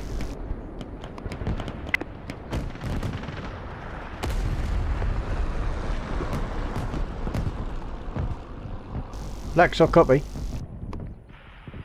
Yeah, copy. Right, there was no chance there. I mean, I was on one. I couldn't catch up with him. In the meantime, another one's got on my 6, taken me out. And I'm just wondering about this option. The 109s come in with the A20s.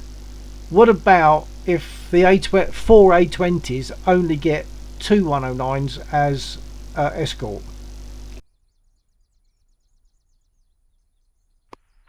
Yeah.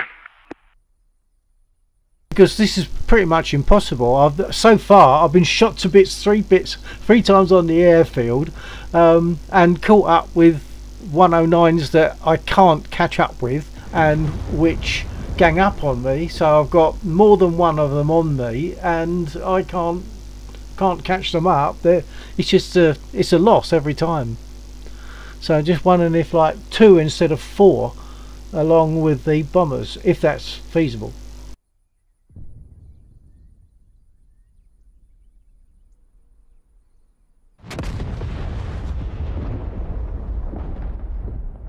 I'm not even sure what the reality would be. Would a flight of bombers have a fighter escort for each bomber? In reality, would that happen or what? I don't know. No idea. Asking the wrong person. At Unreal SOM. Kaboom. Yeah, kaboom indeed. That might be worth looking into, because if the ratio is adjusted, that might be the answer.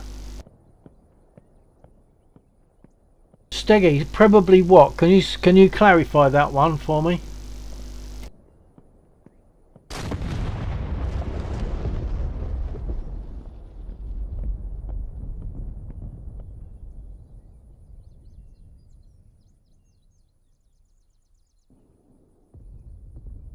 Stegi 2023 would be a fighter escort. Oh yeah, there'd be a fighter escort, but would it be one fighter for every...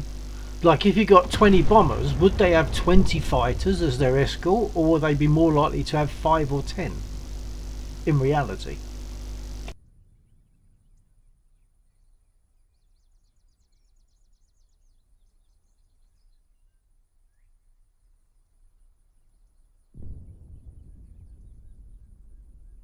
The other thing to bear in mind is, in reality, you'd have a squad of Spitfires going up there, wouldn't you? You'd have 5 or 10 Spitfires going up, but we've only got 2 in this case, sometimes just me. May depend on formation.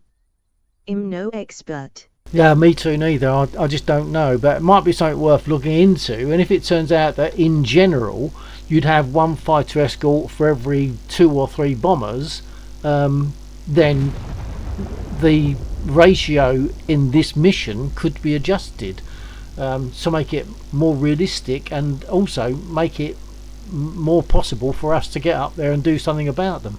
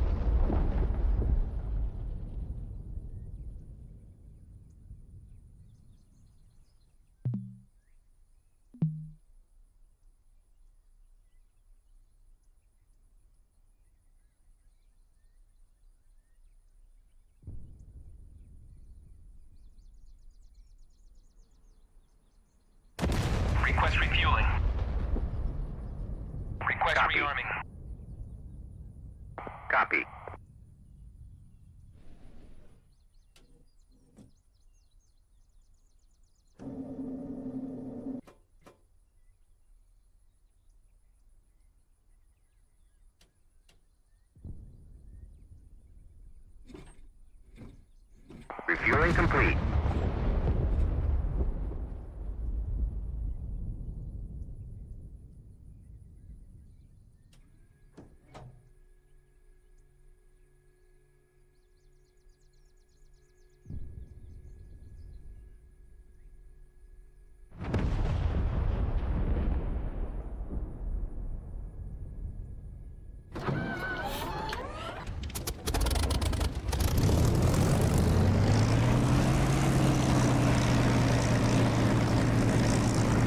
Rearming complete.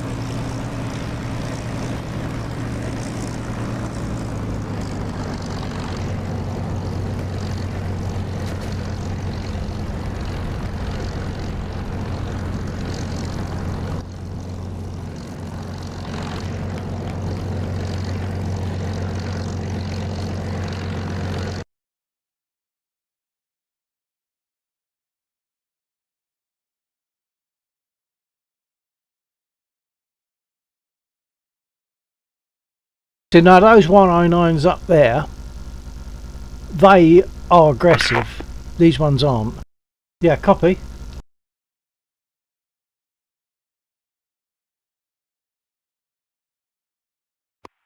Right, for the moment the 109s are to the north, but they are flying southwest past Moscow. So they probably are heading towards Mineral Body. Yeah, they've got plenty of At altitude Unreal as well, SLM. so that's probably right. They usually don't have an escort for each bomber. Which makes absolutely no sense Especially because in they're the not supposed to modern go that high times, they either, so usually it do doesn't matter less what I bombers do, than escorts. it doesn't follow a In hard and large fast attacks rule. though they have lots of both, so it could be. Not Yeah. sure though. Hold on, stand by for a minute.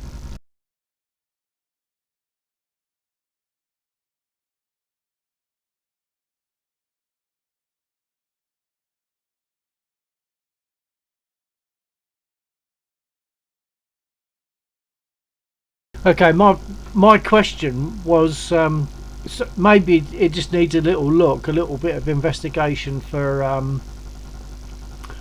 I suppose it depends on what era you want to go for, but I mean, as far as I'm concerned, bombers and fighters, what would have been the actual ratio of fighters to bombers in reality?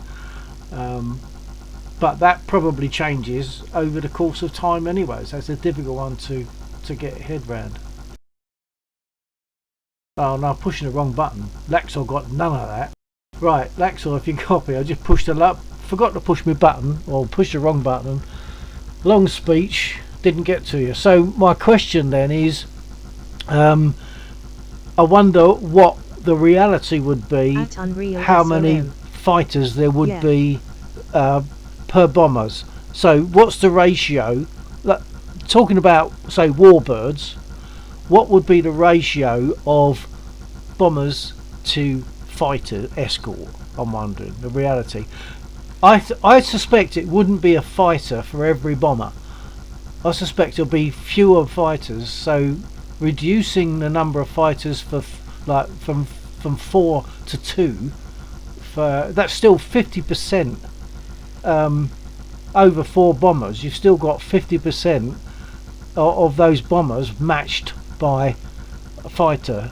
I feel as though that's probably more likely, but I don't know. Yeah, so Underwood gave a ping on that front, and it was apparently 1-to-1 is not unheard of. But so raids over Berlin saw 900 fighters protect 800 bombers.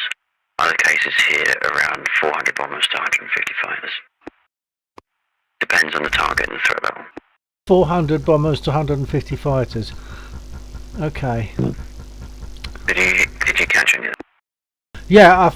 Yeah, sorry, I just answered on the wrong button. Yeah, I think I got that. So you're talking about like very depending on the mission, there could be a lot more bombers than fighter escort depending on the mission. So it could be excused, I reckon, to make what we have more usable. It could be acceptable to have half the number of fighters escorting than the bombers, I would have thought.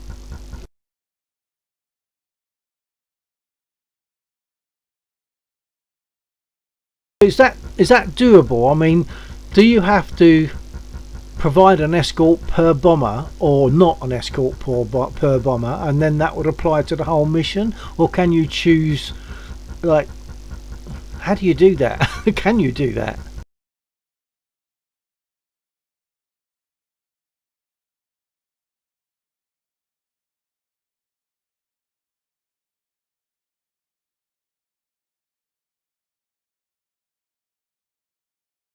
It's like you'd have to tell every other bomber to have a fighter escort.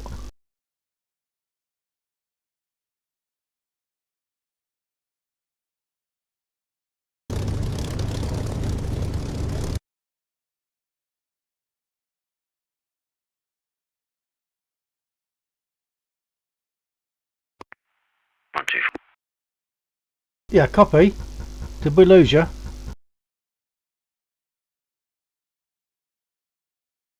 Receiving? My push to talk is on the way out. Ah.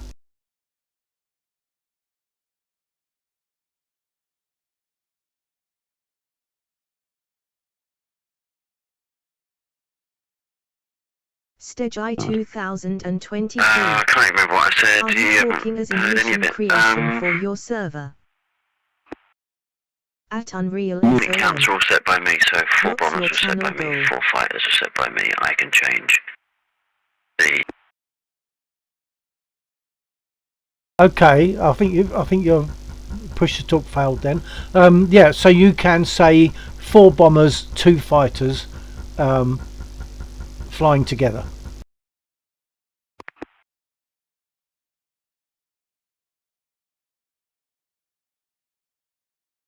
I don't really have a channel goal, Unreal. If you're talking about my YouTube channel, I don't have a goal. I just fly, enjoy myself, and if people want to watch and enjoy, that's great. If they comment, it's even better. Are you talking as in mission creation? It's really hard and it does that, right? I put my radio UI up so I can see when I'm transmitting. Okay.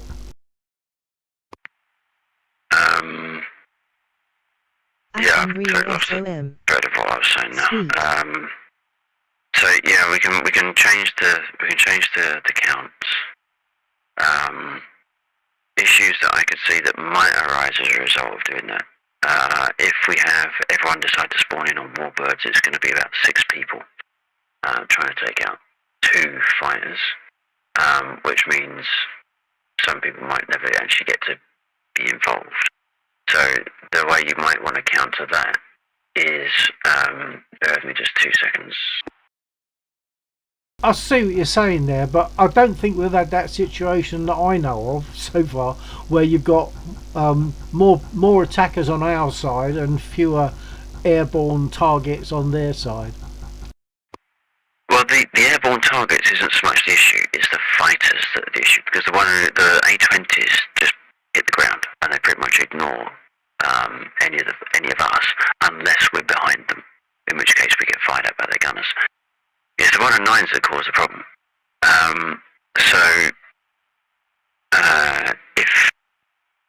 We have had points where we've had 6 warbirds, so everyone's going to be looking at the fighters, which means before now, so like you, myself, Warhawk, Sheep. I think Undead's been in warbirds before. We've had like a bit of a fly up. Sometimes Jeeve, but less so recently. But the point being is, like, if there's too few targets, then people have nothing to shoot at and get bored. If there's too many, then we get swamped. But also, the other issue is that the AI are set to rookie. I can't make them any easier, so there's no way to balance it from a skill level, only on numbers.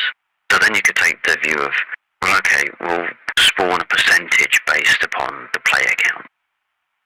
So if there's 4 players in, we'll spawn in two fighters, which is great. But then, what if it's one person in a warbird, one person in a fighter? Now it's still 2 109s on the warbird, which then get wiped out. The also thing is they could have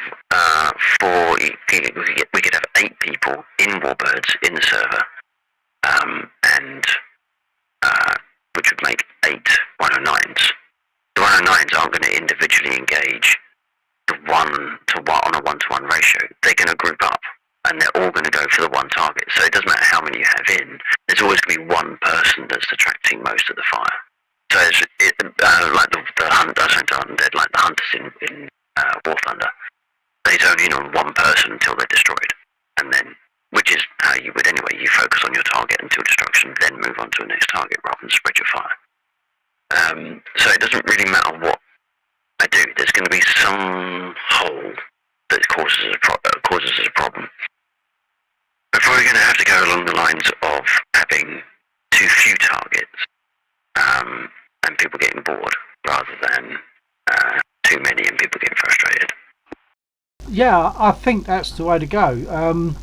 Certainly make it what might be perceived to be too few targets, and then gradually increase it if people are getting bored. Attacking a Fereld would be a start. Well, we can't dynamically increase. That's the problem. That's why it's sort of for. But yeah, I'm starting to think of how we can manage that. If you look on the map, there is a town about halfway between here and. I'll be back to you in a minute, Steg. Hold on. Now check. Here in now check, so I don't know if that transmitted. I'm just having a peek. And also the flak stopped firing, but it's now started firing again. I wonder if there's some crazy long reload period for the flak. Not impossible, but if they're not there, they can't fire. I've had a thought, but I lost it. I forgot what I was going to say. Okay, I was looking at alternate places for the air wall, so to speak. That was a fixed. Cause I can make it dynamic. I don't really like fixed things, because when they're fixed, that too gets boring, because everyone goes to the same place every time and they do the thing and then it's done. And what next? When it becomes dynamic, then there's a little bit of finding out where it is, then go and do it, and then it'll appear somewhere else next time. A bit like the air superiority points in War Thunder EC. They never appear in the same place. They might appear in a handful of places, but you never know necessarily which one is going to be next. But in a halfway house until then, there is a town to the east of Mosdock called, I'm not even going to try and say all of it because my brain is not working at the moment, but it's Ekat. It begins with Ekat. It's in MP34, and if you look on the map right now, the 109s are just to the west of it. It's to the west of the runway. I don't know if I said east.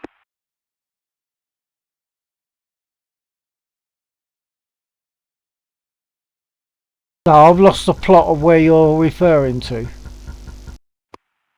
If you look at the map, so that the grid squares are 2 character, 2 numeric, and then go east from the runway, west from the runway, MP34. Okay, I've got oh yeah, okay, yeah, I can see why you didn't want to say that name. I'm seeing the 109s, they're going back.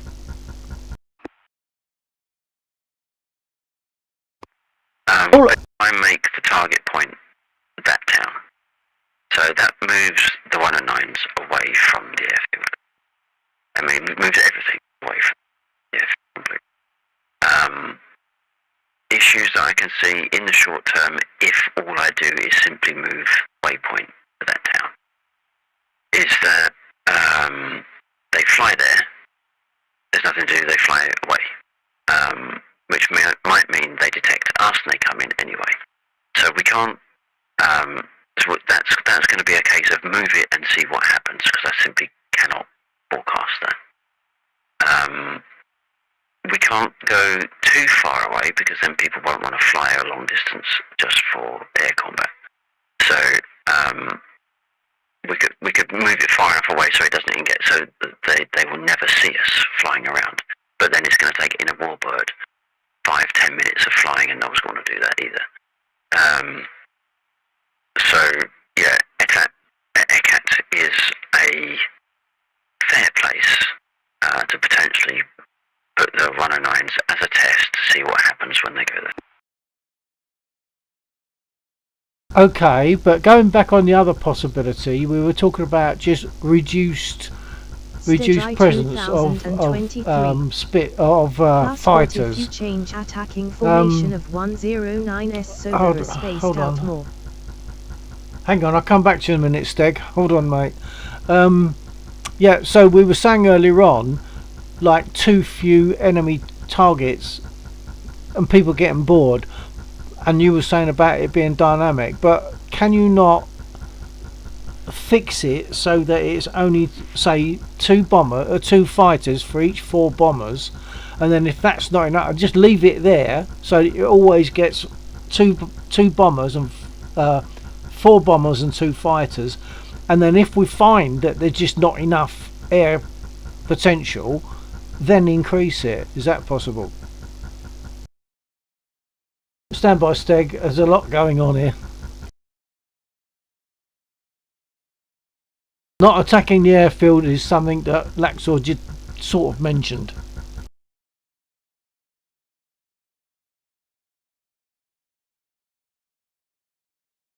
I don't think spacing out would be the answer. I think they would still just gang up on whoever comes to attack them, and that's because there's normally not that many people in the server. You can't combat like one guy or even 2 guys fighting 4 109s is a loser. It's not going to happen.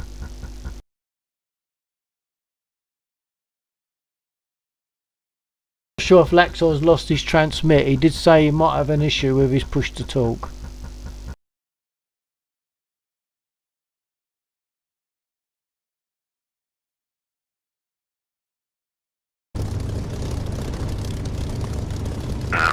Check. I appreciate you could be responding to chat, in which case ignore me for the time being. But your transmission cut off, but remained green as if you were still transmitting, but you got no sound. So I'm checking if you had a DCS crash. Oh, that's odd. No, I had been transmitting, but as far as I was aware, it hadn't locked on.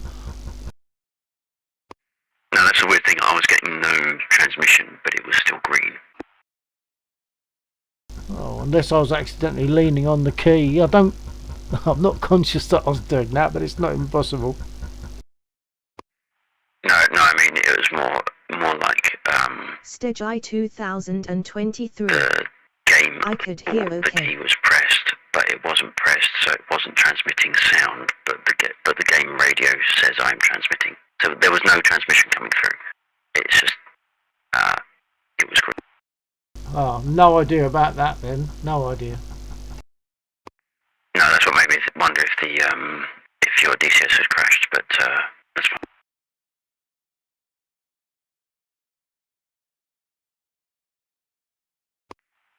I'm going to hop out the server very briefly.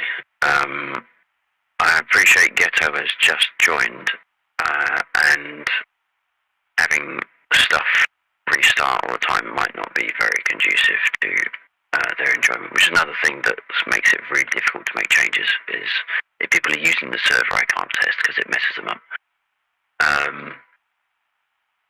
But I'll drop out the server just for maybe 10 minutes or so, just to have a look at the map in the mission editor. I'll get in Discord in case anyone wants to chat, but I won't be accessible through the game. Yeah, copy that. I'll take this opportunity for a comfort break. Roger. Okay folks, so I'm going to take a quick comfort break and I'll be back in just a couple of seconds. Well, maybe 5 seconds, or maybe more.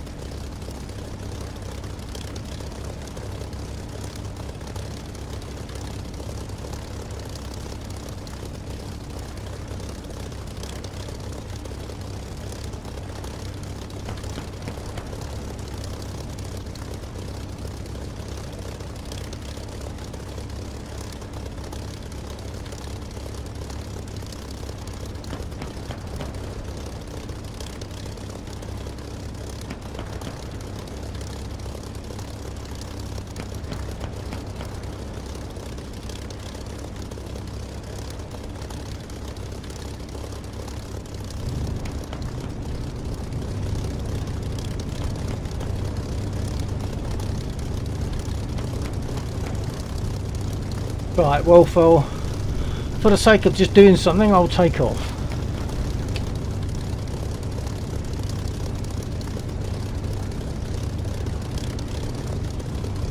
Have I done everything though? Trims look good.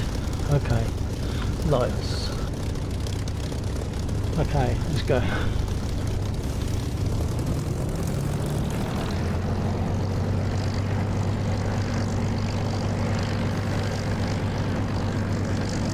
Hello, who's ahead of me in a Spitfire? Stage I 2023.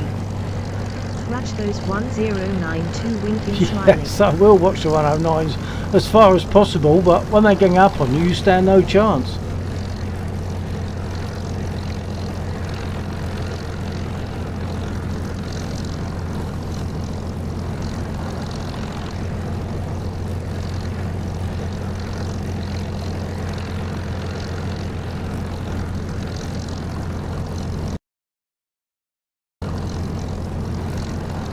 Let's ghetto.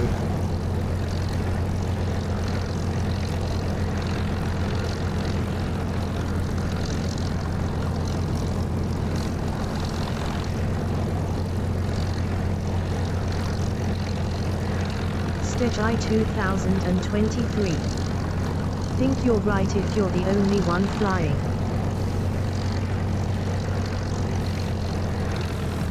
Well, for the most part, there's always going to be Ghettos Everest. more 109s than Smiley. us.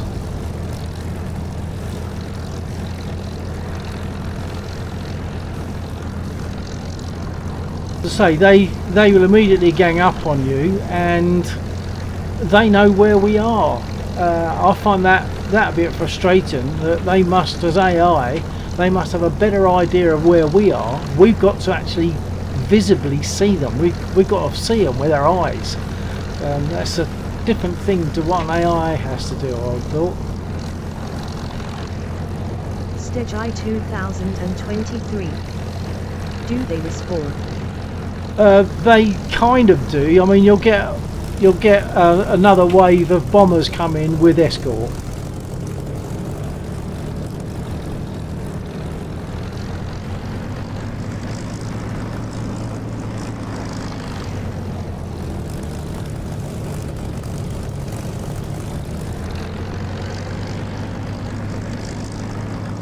Ghetto, that the last bit that I saw of that looked like a nice smooth takeoff.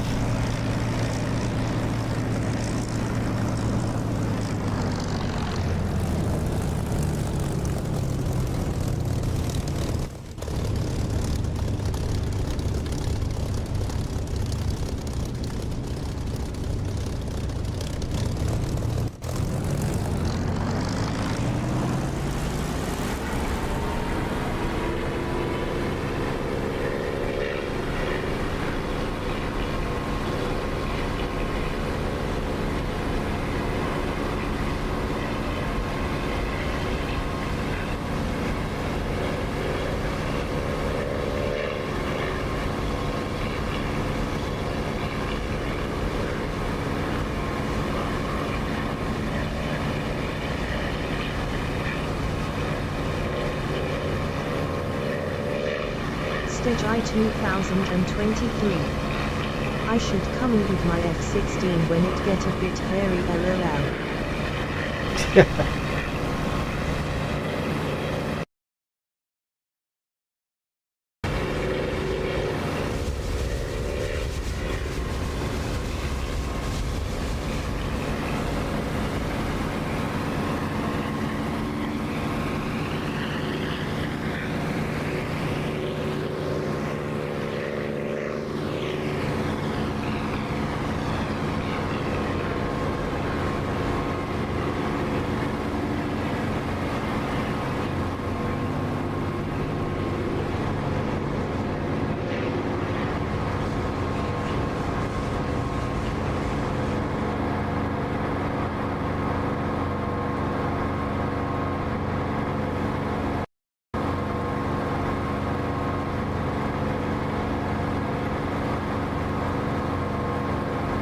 Radio check.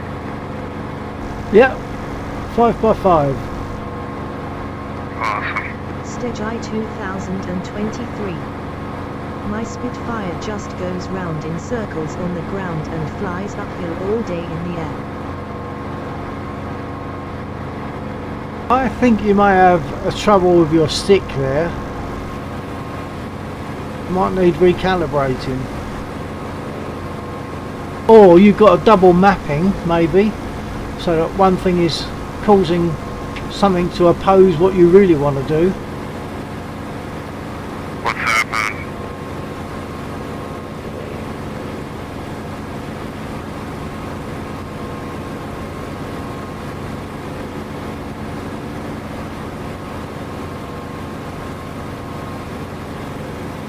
I just realised I probably transmitted that on the stream instead of just on radio instead of just on the stream. Oh, hang on, are we under attack? Ground units, I think.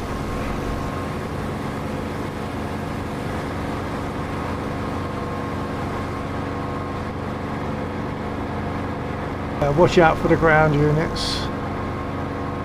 Stage I 2023. I think double mapping could be. Yeah, I mean that can cause a lot of Stage I problems. 2023. By the way it reacts. Sorry, that was once again, that was intended for my stream, not for the radio. Yeah, because that also could affect just one aircraft. Double mapping could be on the Spitfire, but not double mapping on other aircraft.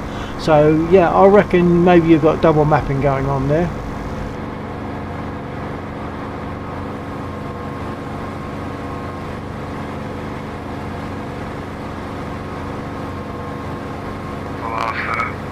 Those ground units.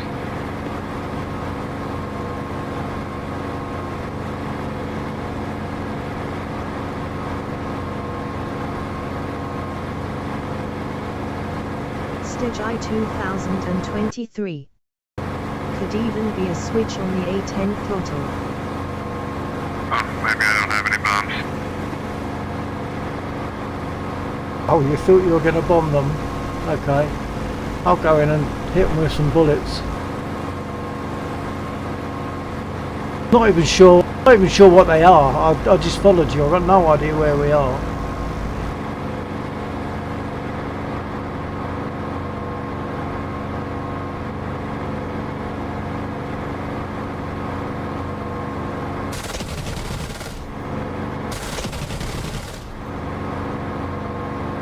Nice.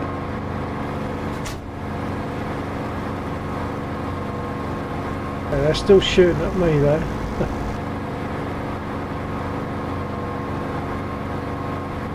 It's nice when you can line up two like that. Even nicer when you actually get them.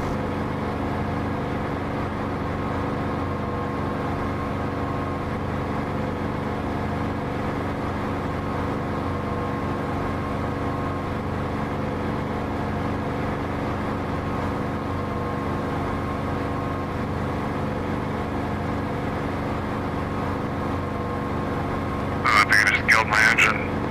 Oh,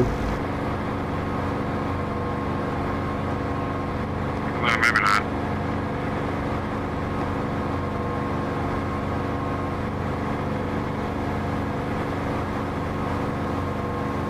Stage I 2023. Forgot to drop You're a back good down into the shot. climb. I hear people Copy complain that. because they can't hit anything with the spit.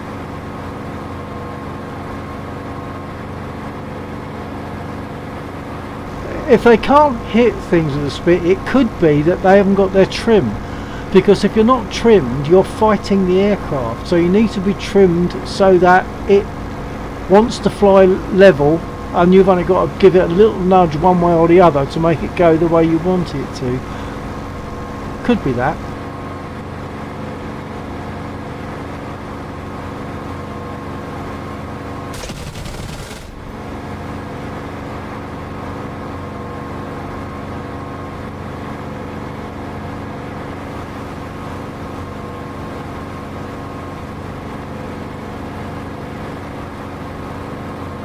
Stage I 2023. Stands to reason if you're flying straight. Yeah.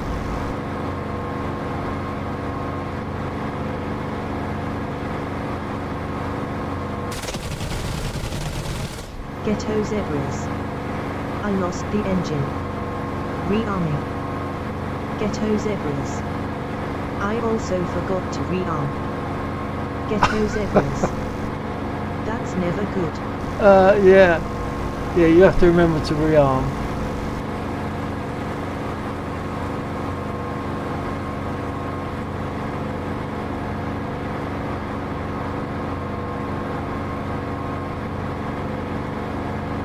Stage I 2023.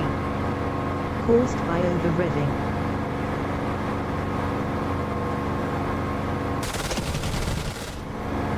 Yeah, you have to remember to pull your revs back a bit, which I haven't. But that's because I was engaging.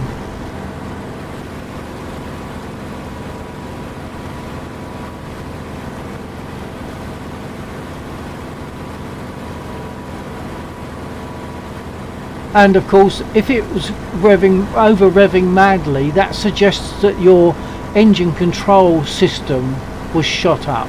So if you went up to about 4,000 revs, that suggests that it wasn't you, it was just the way the engine had been damaged.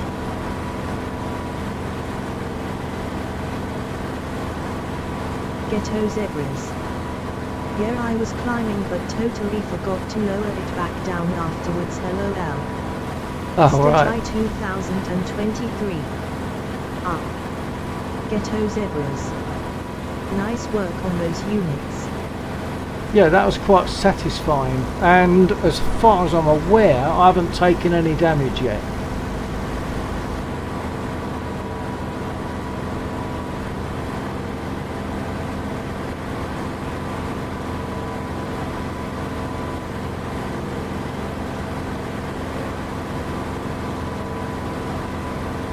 I think that may all be done.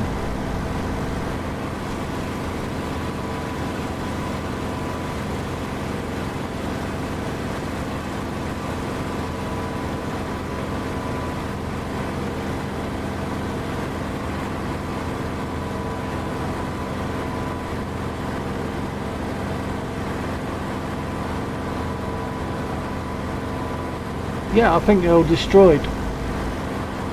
That's nice.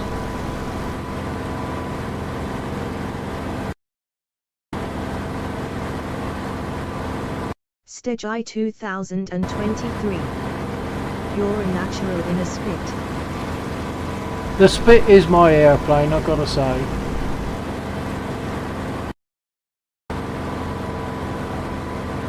Once again, it's like seat of the pants, no fussing, no fussing, no electronic.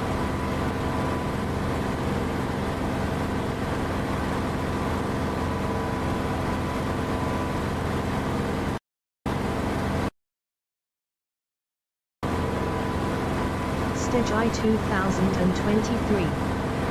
Just trim LOL. Yeah, I mean, if I was to settle up, I reckon if I was to straighten her up, every chance she'd just fly level. Tiny bit of climbing, not much. I've added a bit of nose down. I'll add a bit of right rudder.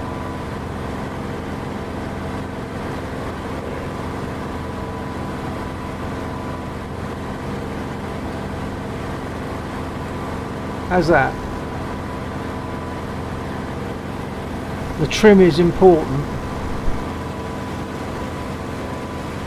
Means you're not fighting the aircraft. So if it's not trying to go a particular direction, any way you push the stick is taking it away from its like natural sitting point, if you like. But it's not trying to do anything against what you're doing.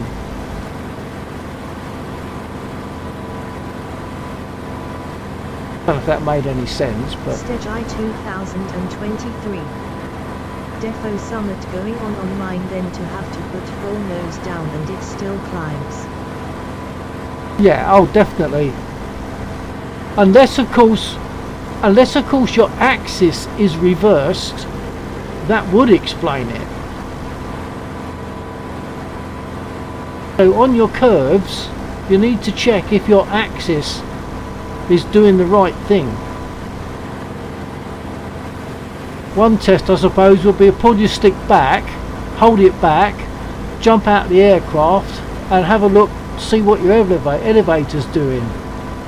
And if your elevator is going up, then okay, it's fine. But if you're pulling the stick back and the elevator's going down, it's reversed.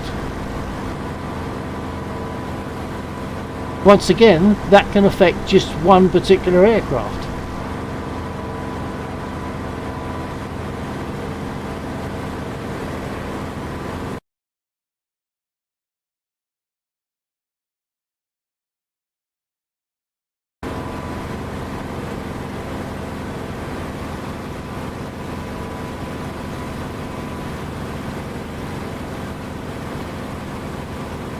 Laxa_Barasilicase.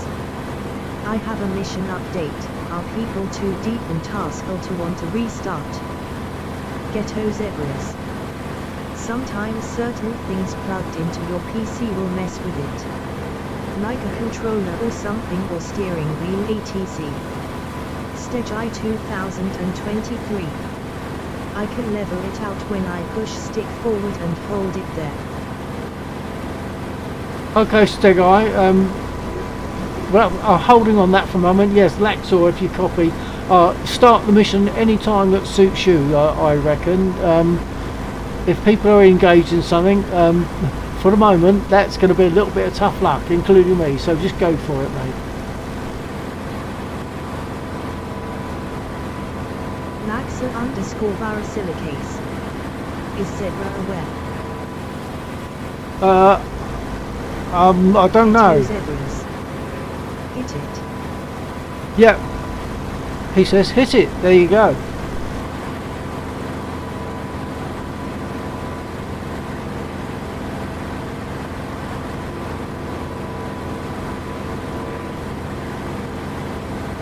I'm just flying until it stops.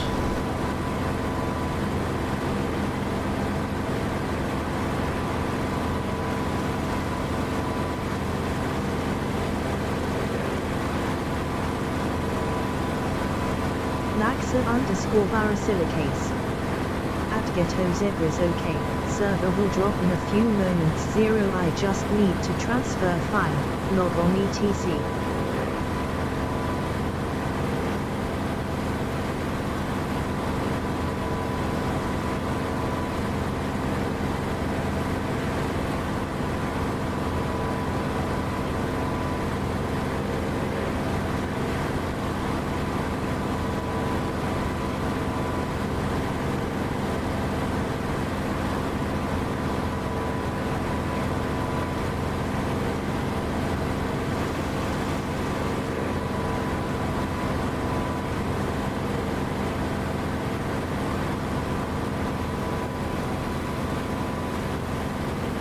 Stage 2023. Straight and level for me LOL. How's that? I mean, it's climbed a fraction. Just give it a little nudge on the POB switch there. Sometimes it's like just a flick. Just get that last little adjustment, because I'm adjusting this wheel to tiny degrees.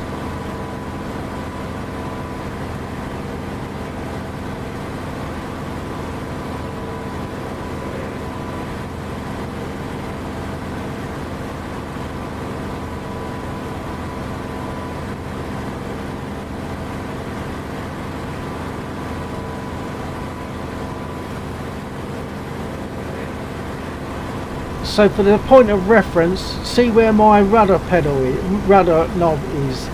The double D are just about 12 o'clock. Oh, the server's restarting now.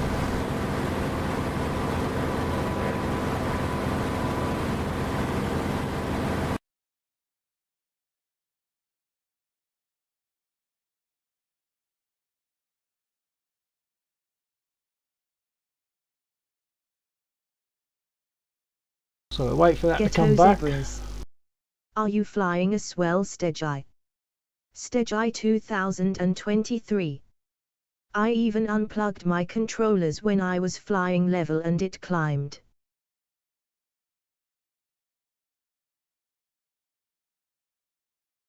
If it's climbing with, you're getting spurious signals somehow, aren't you? I don't know how that would be.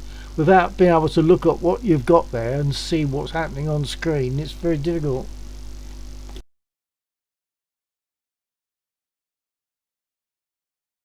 So, Steggy, do you get that only on the spit? Weirdly enough, I could fly it with keyboard. Ghetto Zebras. Try unplugging any USB you don't need. But perhaps you've done that.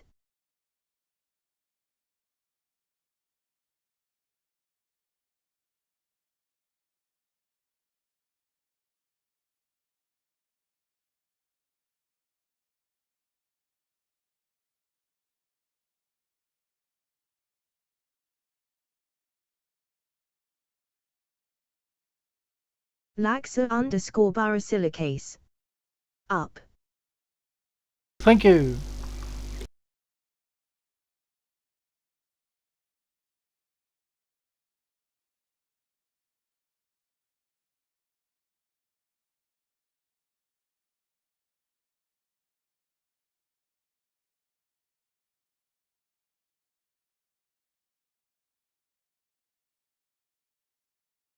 Stage I 2023.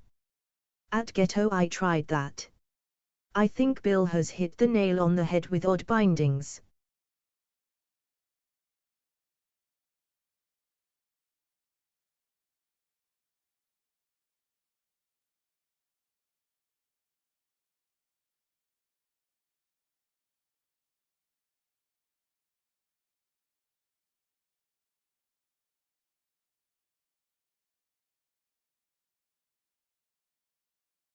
Stage I 2023. Need to do some testing. Restream.io. Trophy, congratulations. You've received 100 messages today with Restream chat. Steggy, is there some way I can get a message to you other than Discord? Because I could give you the password.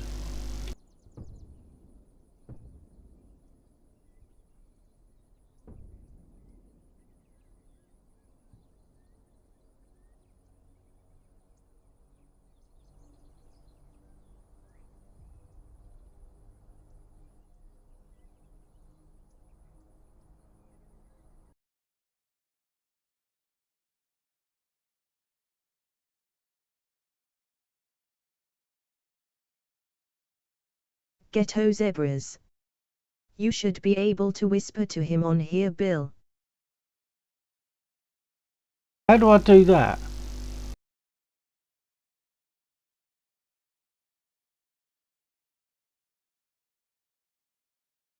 I know the word whisper with this sort of stuff. I don't know what to do. Clicking his name in the chat. Click his name in the chat. Okay, hold on.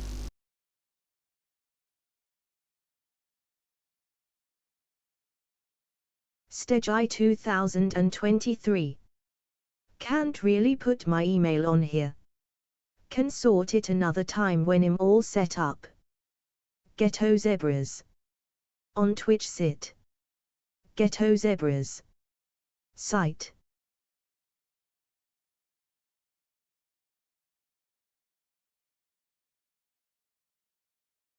Oh, on the Twitch site. Okay, hold on.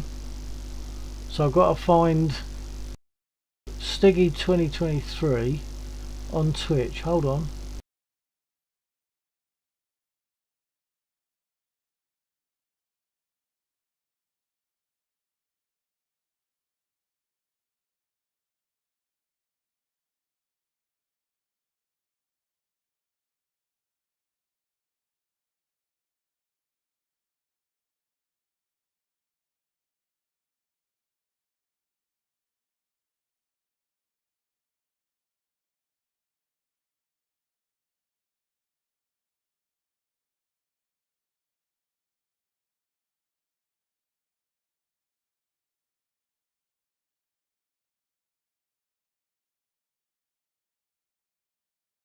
Okay, I've found Steggy 2023, but I don't know how to do a whisper.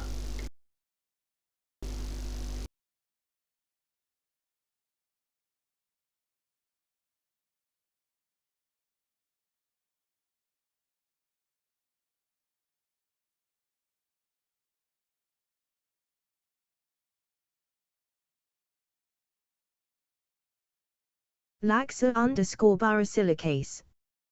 Yes. Please don't put personal contact detail in chat. Yeah, I think we're good with that, Laxa. I also just want to get him the password without putting it on here. But I've got him on Twitch. His whisper off, I believe. Oh, his whisper is off. Oh, okay.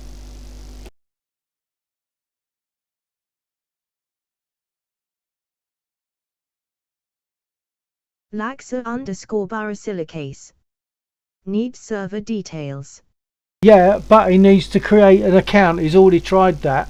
he's reluctant to create an account on Discord at the moment. So that's the issue. If I could just get a message to him quickly about the password, it'd be good to go.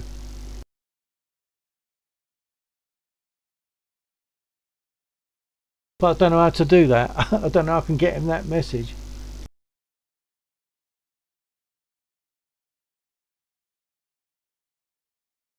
Stage I 2023. We can sort it later, Bill. Laxa_Barasilicase. Message me. Alexa, was that a message to Steggy?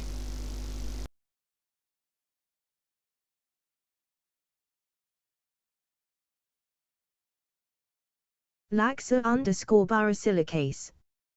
Yes. Okay, so Steggy, message Laxor and somehow he's going to sort that, I guess. Do you mean message here or message on Twitch?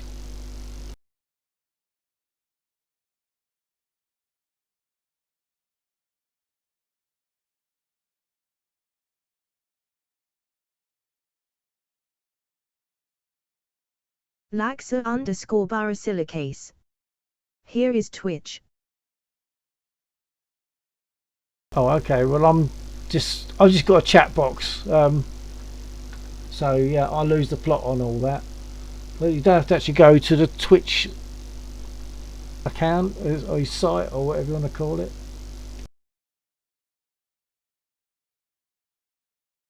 If we can just get you that password, Steggy, then you can log in whenever it suits you, rather than sort of trying to sort it at some later date. You'll just, as long as you've got the password, you can just do it anytime. Do remember though that you need to have your DCS up to date. Oh yeah, because Bill uses Restream for chat consolidation, it's not immediately obvious. Yeah, that's the thing, yeah.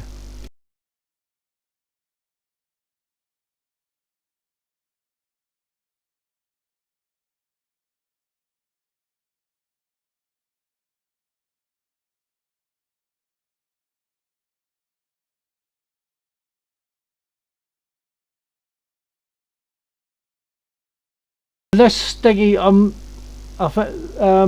Ghetto was saying that Steggy's got his whispers turned off. If Steggy can turn his whispers on, then maybe we can do it.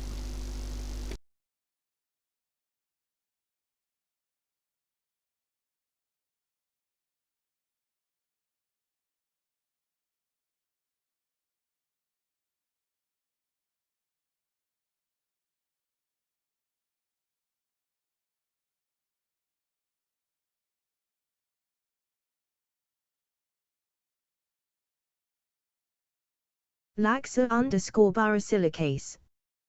They just need to message me, mine are on. Stage I 2023. Can sort it later when I got spit and controllers set up. Okay, well, I mean, yeah, you can if you like. Well, I was just thinking that if you can get into the server, then we might be able to help you out more quickly and easily with what your issues were. That was all.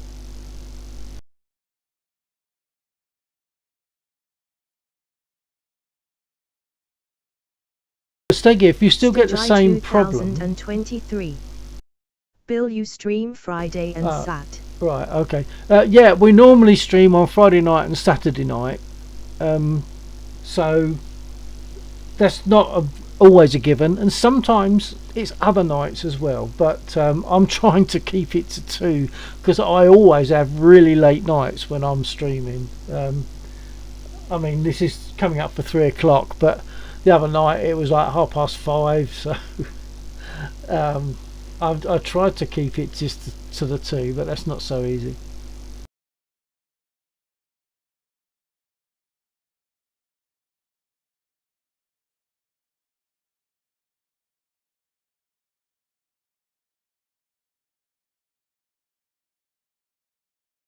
But also I was thinking if you were having issues with all your controllers unplugged, that suggests something's coming from your keyboard, I guess.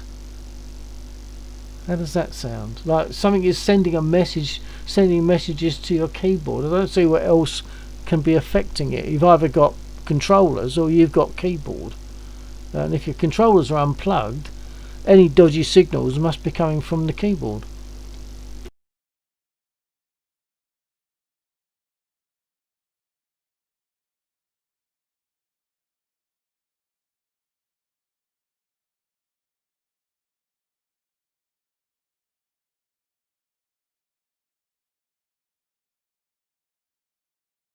Stage I 2023. Maybe.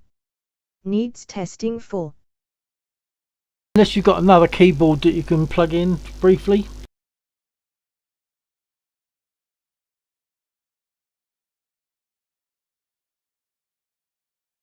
So having said that, if it's only the spit that's being affected, that's not going to be the keyboard thing, is it? So do you fly other aircraft okay, or do you only, so far, fly the Spitfire? Stage I 2023. No. I'm not sure what your no refers to, because I said a few things there. Stage I 2023. F-16 flies fine. Okay, right, so the F-16 is not being affected by a dodgy keyboard.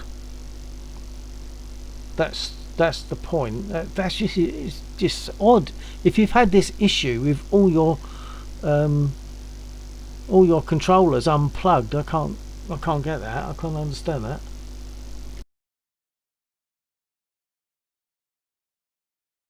Stage I 2023. Wondered if stick needs a dead spot. I wouldn't have thought that would be it, because dead spots are only very small anyway. But you're saying you'll push your stick right forward and she still noses down. That almost sounds like a reverse, like a inverted stick curve. So if you can check that your stick is doing the right thing, or rather that the elevator is doing the right thing when you push the stick forward, by just visibly getting out, push the stick forward, get out of the aircraft, keeping the stick forward, and then look and see what the elevator's doing. In fact, even just look at the aircraft without touching the stick. Look at the aircraft from the outside and look at the elevator to see if it's dead straight. Stage I 2023. I looked at that and it looked okay. Okay, so when you get out of the spit, you look at the elevator, it looks fine. Did you try actually pushing the stick forward and make sure that the flap goes down, that the elevator goes down?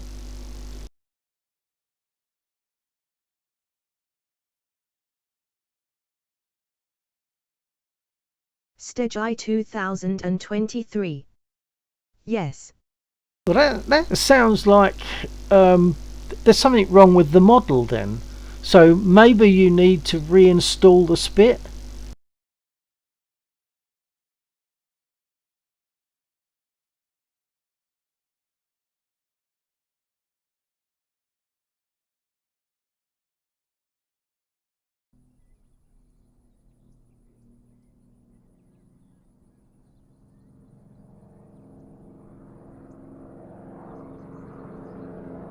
Stage I 2023. All stuff to check next time I'm set up.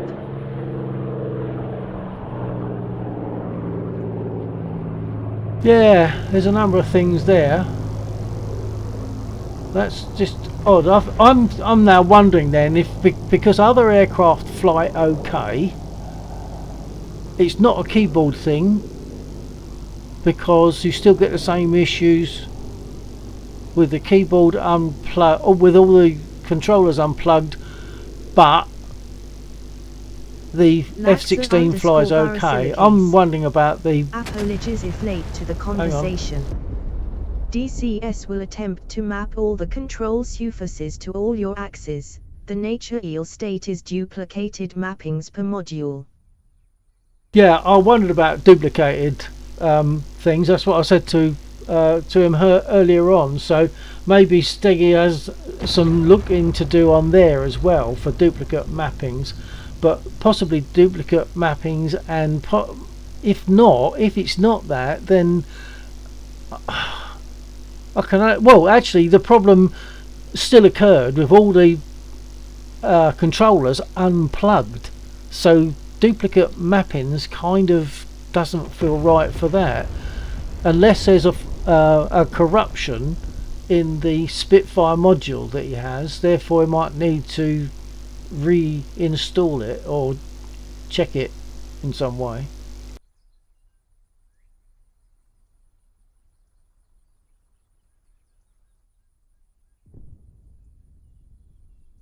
Stage I 2023.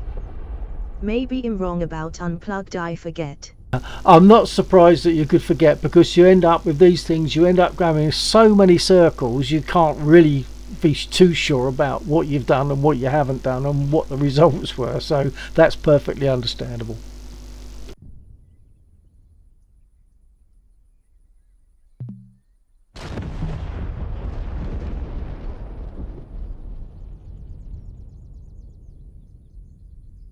Request refueling. Request Copy. rearming. Copy.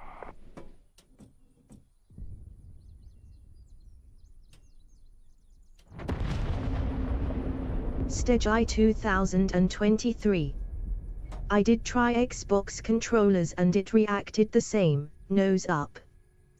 This sounds so weird, unless once again it's to do with double mappings or inverted mappings. To me it's almost like what you were saying. It was like you're pushing the nose down and it's still nosing, you're pushing the stick fully forward and it's still nosing up. That's either a dodgy module needs to be reinstalled, or you're getting false signals from your stick, or you've got an inverted axis.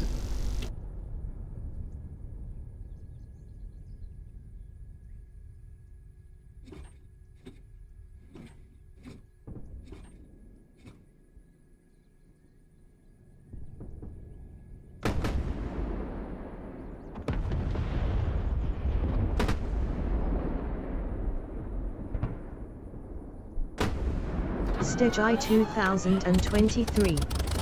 If I push stick forward about a ½ inch it flies level.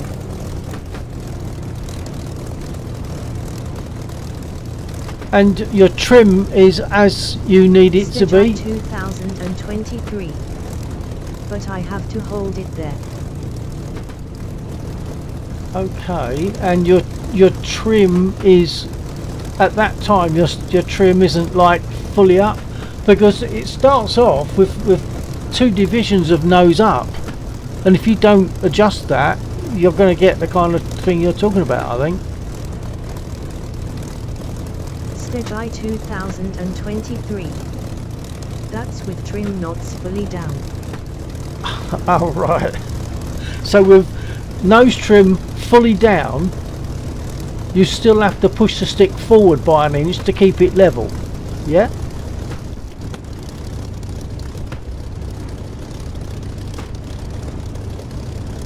Stage I 2023. Yes. That's odd.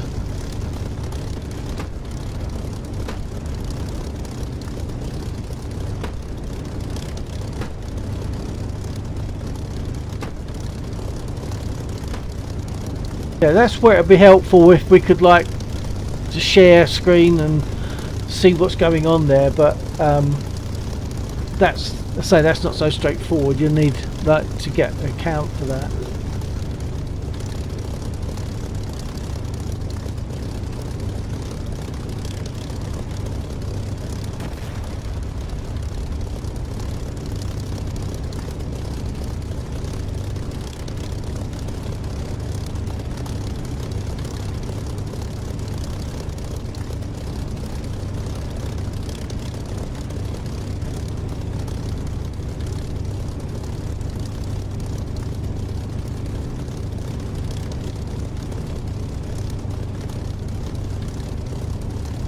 Stage I 2023.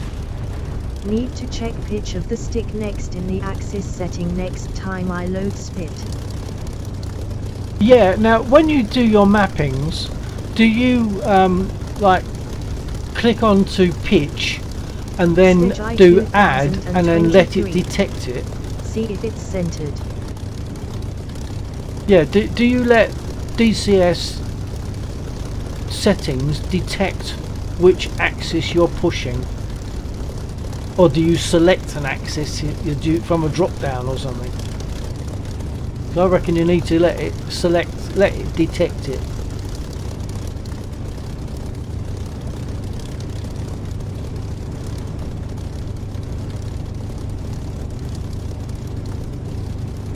Stage I 2023. Need to check that not done that.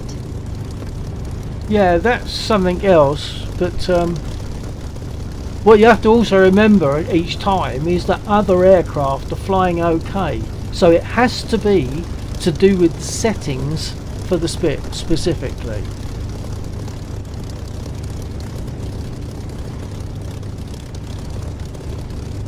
So I am thinking like mappings, double mappings, inverted axis mapped to the, or the pitch or whatever mapped to the wrong axis on your stick or whatever.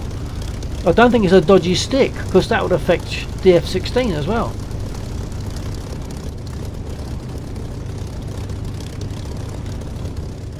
Stage I 2023. Think it's the settings my DCS has selected for the spit.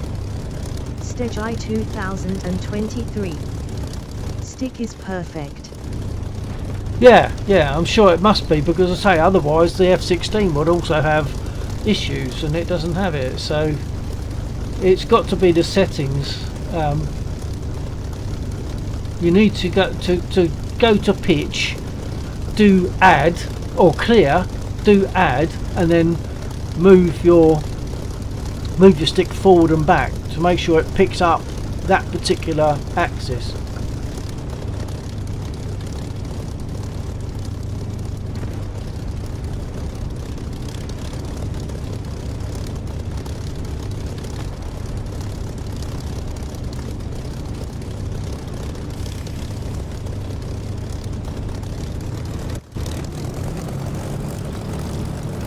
Stage I 2023.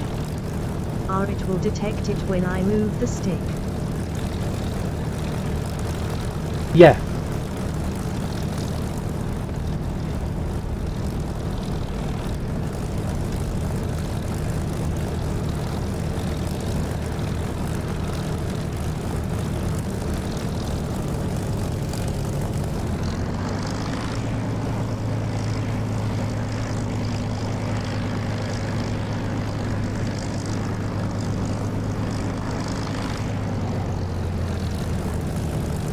Stage I 2023.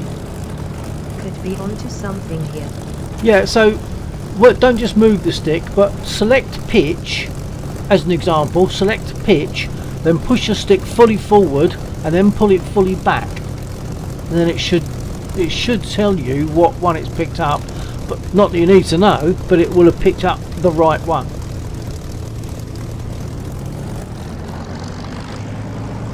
Or I suppose what you could do is look to see what it's what has been selected for the F-16 and make sure that it's the same axis on the spit.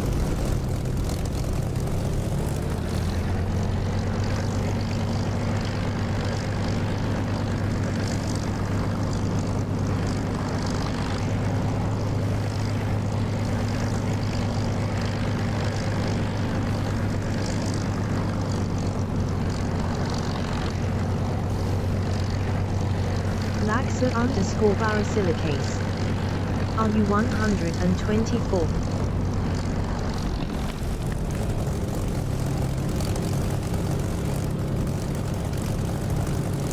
Is that a message for Steg, or is 124 rhyming slang for sure? Are you sure? Laxa_barasilicase. Oh, I'm on 12. Are No, you on I wasn't. 124? Yes, I am.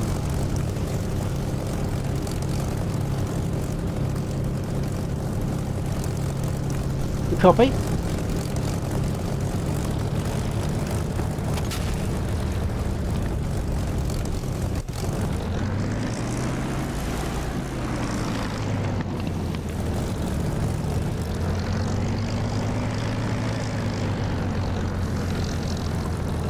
Lexor radio check.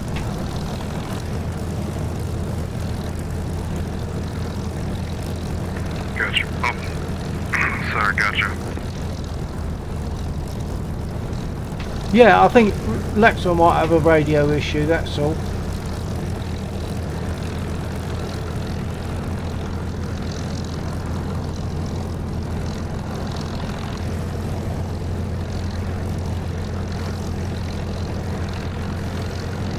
Laxa underscore varisilicase.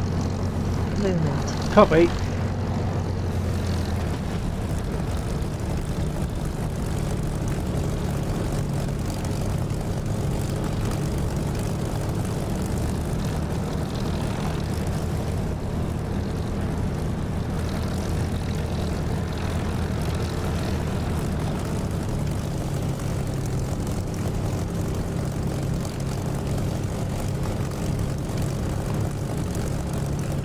Check. Yeah, that's good. Copy. Yeah, the radio was fine. It was, I did a check earlier on, but that was, well, probably about 20 minutes ago now, and I don't think at that point you were on 124. Quite possibly not. I've been busy, chatting on my stream with Steggy because of his issues. Yeah, I see that. Right, so the easiest way to the map was to push the A20s to ECAT, which did partially work. Yeah, I'll see where they are. Yeah.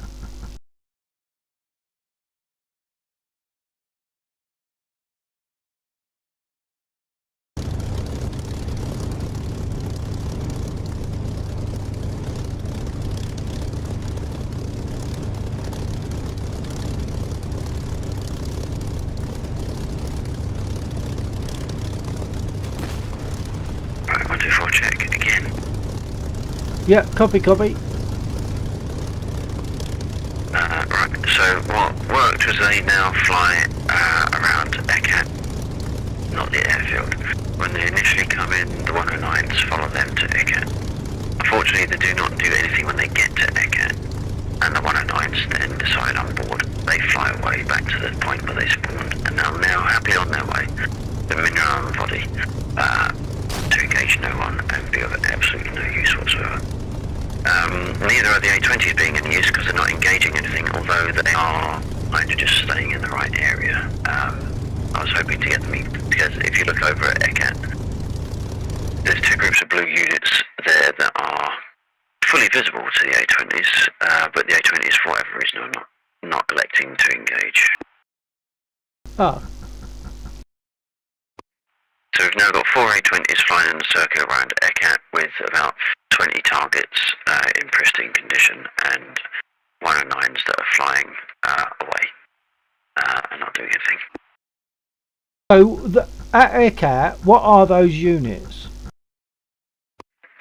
They are they're USA aligned Humvees. Are they aggressive to the A20s? They are not, but then neither are the helipads and the fuel and the FARP vehicles that sit on the helipads that they quite happily shot at. Okay. Well, what about putting some flak down at ECAT or something, and have them? Would they then naturally engage the A20s, and that might draw in the 109s? The 109s probably they might stick around. It depends how the waypoint thing works. The weird thing is that the A20s, and I was saying this to Undead, is that the initial waypoint for them was just north of the airfield. They had no instruction to engage. But when they got to the airfield, they saw targets that were viable and then attacked them Of those targets, the radar dome used to get attacked. The ammo factory used to get attacked. The Humvees got attacked, but they don't seem to be getting attacked now. So perhaps we'll put one of the radar domes over there.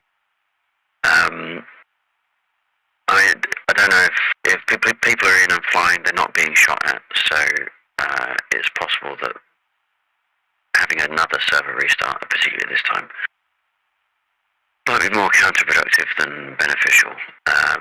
So it depends what we want to do. I can maybe update the mission for tomorrow. Well, for tomorrow night, for whoever wants to use it, even if it isn't us. Or what, I don't know. I'm good with whatever you want to do tonight, tomorrow night, whatever.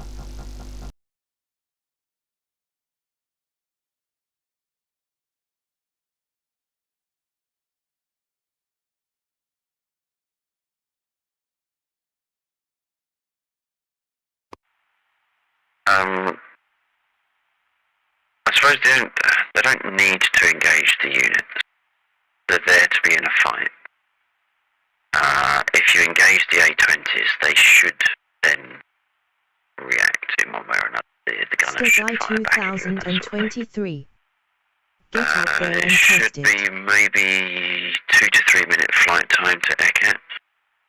So it's not outside of the range of a warbird. I think it's about the same range as the insurgent zone with the white building. Okay, well what about, I mean there are other places, aren't there? Closer places. There's like Uvarovskoy, which is like west of the airfield.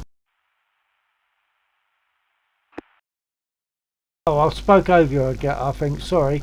Uvarovskoy, which is sort of west of the airfield, is closer. Yeah, it's closer, but potentially in range of the 109s. Or puts the 109s in visual range of us. Would they engage to the same level as they do currently? We're a target, they would engage. Okay. I mean, the flight time to the insurgent area isn't that bad. We tend to get there reasonably quickly, I find. Oh yeah, that's true enough, yeah. And the point was that people didn't want over-aggression over the airfield. So now and moving away would still mean there was no aggression over the airfield. It's just that if we put the aggression away but still too close, then the aggression still comes in. So at the moment, there is zero aggression on the airfield. There are some not entirely passive units to the east that we just have to fly to get to. And it would be, say, about, I don't know, actually, maybe a 2-minute flight time to Ekat. I don't think it's not very far. It's only like 9 nautical miles. Yeah, I mean that's fine. Certainly a good starting point, isn't it, as a tester? Yeah, I mean, you're certainly going to get absolutely zero 109 engagement. That would take some of the frustration out of it, just as a test. And maybe it's easy for me to say it's you having to do it, but as a test, and then if necessary, readjust or revert. Yeah. Steggy, get out there and test it. What? How do you mean? If I go out there and test with those A20s and you've got 4 109s around, they are going to make mincemeat of But it. unless someone says that they desperately want a change to the current layout, then people can fly in peace around Mozdok, with the exception of the occasional. There certainly won't be any CSAR around Mozdok now, unless you happen to crash outside of the area, or get shot down on some of the outer perimeter stuff. So unless someone has an immediate issue with the current configuration, then I would probably say best to leave it as it is. And I I will look to put some form of update in at some point in the future, near future. So when you say leave as it is with the Boy concentration at ECAT. Bill. Hello, Yod. We're deep into this at the moment. Sorry, hold on. Yes. Sorry, I missed your. Sorry, I keep talking over you. Sorry, Lux. Are you saying leave it at ECAT? 2023. Can Yeah. you stop the A20 and 109 flying tight formation? I don't know if you're on my stream at the moment, Axel, but Steggy says, can you stop the A20 and 109 flying in tight formation? I don't know that that's going to be the answer, because I think it's just sheer numbers that's the problem rather than location. The point of the A109s being near the A20s was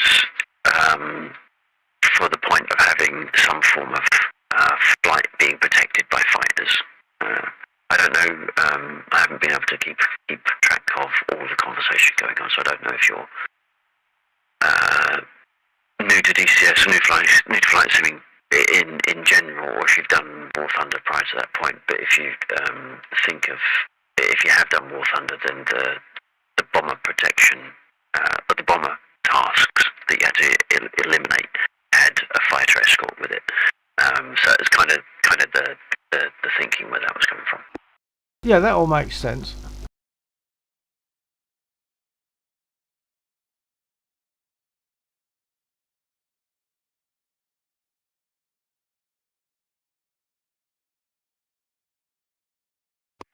And it's not so much that they're flying tight formation, they fly in with them, but their task is to be an escort for the A20s, so they will naturally engage things that were aggressing the A20s, or if they detect, they would actively protect the A20s. Yeah, because But now they're certainly not going to do anything, because unless you intercept the A20s, then nothing will cause the 109s to engage anything. yeah, so if we were to go for the A20s now, we're going to have the same issue though, aren't we? Because we're still going to have like 4 109s coming at us, even if there's two aircraft engaging the A20s, the 4 109s will still make mincemeat of us. Well, not at the moment, because they're pretty much at mineral body, and I don't think they'll come back. I don't know what will be going on. We can reduce the 109 count, but I don't think no one's going to be in the air fast enough and be able to close the distance before they get to Echo.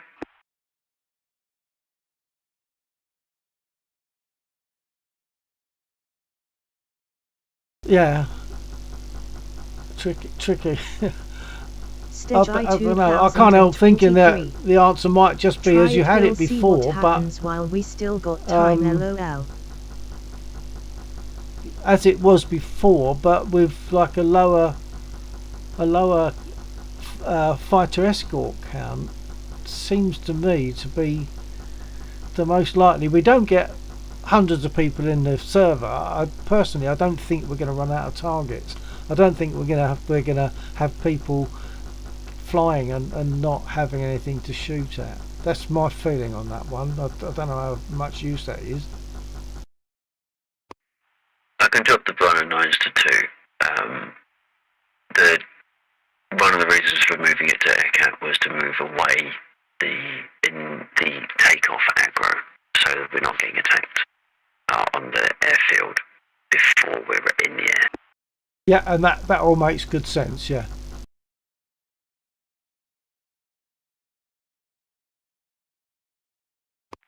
But even with one, assuming the escort worked, and the 109s still there, stay there and protect the A20s. If you engage the A20s, the 2 109s are going to engage you, and 2 rookie 109s will still make mincemeat of you. So then you're down to 1 109, which may or may not be feasible.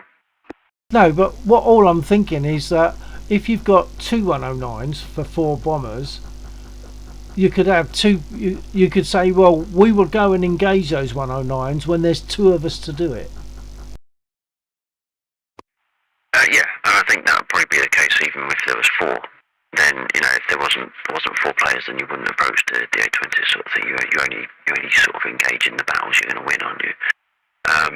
But as there are less occasions when there are 4, and actually even if you did go in with 4 or you did go in with 2, the 109s don't necessarily go for individual targets. They still might target fixate both. The 109s might both target fixate on one player, so you still get destroyed. But I'll knock the 109s down to 2. Okay, so you're going to knock them down to 2. I know you're going to keep it at ECAT. Yeah. Okay, well, it's worth a try. See how it goes, isn't it? Certain amount of suck it and see, I suppose, isn't there? So that I know that's easy for me to say because I'm not having to do the code for it. Well, there's no code involved in this. The only reason for moving it to ECAT is so that we don't have a danger of taking damage on takeoff. So the A20s can do us damage if they drop a bomb, splash damage. They've got forward-facing guns. We could take damage from those. So if we don't want to be taking fire on the airfield, then we cannot have any red aircraft over the airfield, which is why they're at ECAT. Yeah, I get all that. So Steggy, you're saying try it. Well, all I'm going to be doing if I try it will be flying for a couple of minutes and going for the A20s. Bill, you're the test pilot. But even if you engage the 120s now, you certainly get the A20s. If you engage the A20s now, you are going to get 0 109 coverage because they've already landed or they're about to. Yeah, that's what I'm thinking, because Steggy said go for it, go and have a go at them sort of thing, and I just said to him, if I do that, it's just like me attacking A20s because the 109s are well gone, so I'm not sure what I'd be testing other than my ability to attack one A20s.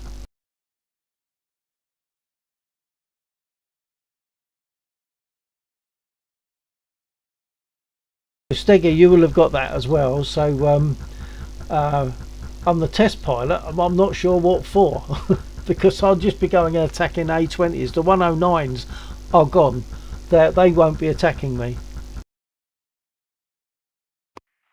That's it, they're not landing. They're circling up mineral, but they're not actually landing. Ah.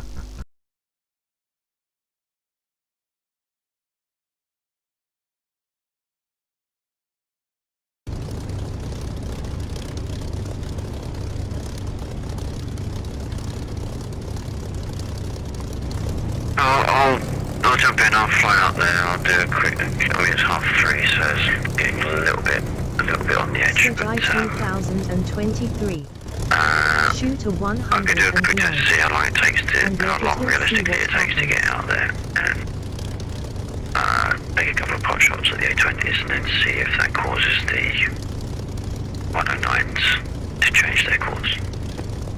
Okay, well I've just got back in my aircraft and something has shot me. I've got holes in my wing. I'll have to get repaired. And yeah, okay, yeah, to Lexor and Steggy, yeah, I will get repaired and I will do same as Lexor. I'll go out there and have a go. I don't know what would have shot at you because there is no red. No, but I've no idea. But I've got holes in my wing.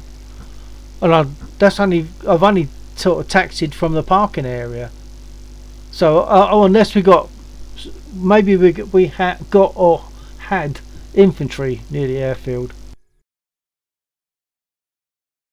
I'm not seeing any, so I don't know what that was.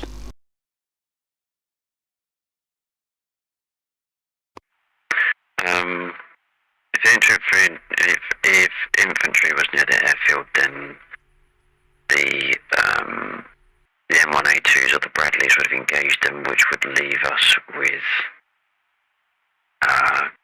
box boxes. If the boxes were inside the auto pickup zone, then the red troops might have spawned, locked onto you, fired. The tanks would have locked onto them, fired. Eliminate the red.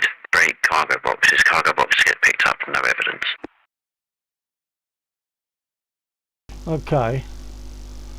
Alright, well I'm just going to jump in I'm going to get this bit repaired anyway and go out there quickly. Yeah, is that for Steggy, the 109s are approximately 20 minutes. No. How long did we time it when we were in the Mosquito? Was it about a 15-minute flight to Mineral Body or just before it? Oh crikey, no, I'm not sure. It maybe 15. I can't remember.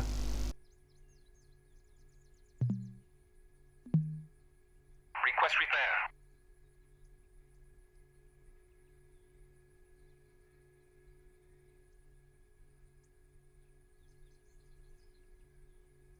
Stiggy, you're saying shoot a 109 and leg it, but there aren't any.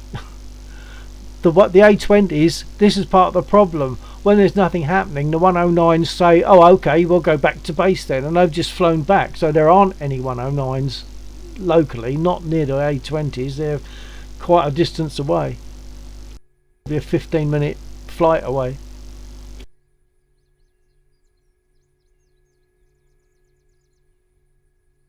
Right, so Stage I 2023. All a learning curve for me. it is. There's a lot to learn, and sort of Laxo has to get all this under the belt as well. Well, he's got it under the belt. He's just making use of it. I can't get repaired where I am.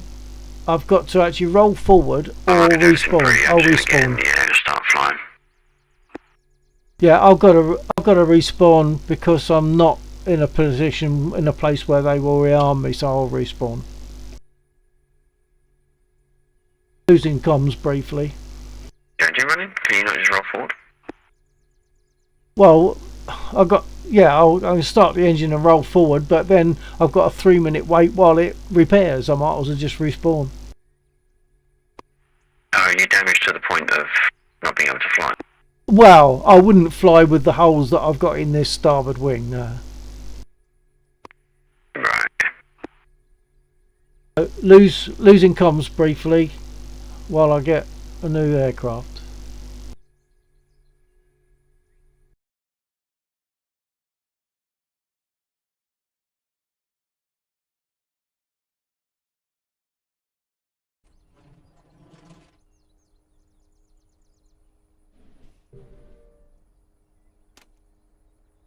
Okay, I'm in new Spitfire now.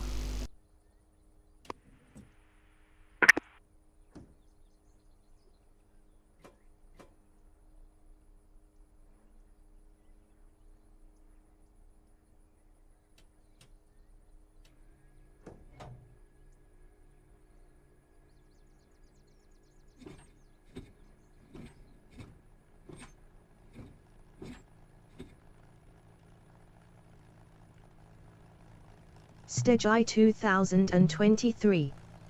Shiny new Spitfire smell.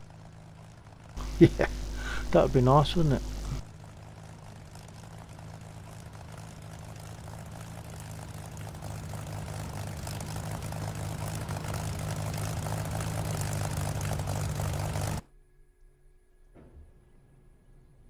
Oops, someone just bent their prop. Ghetto zebras. Request refueling. Jesus. Request rearming.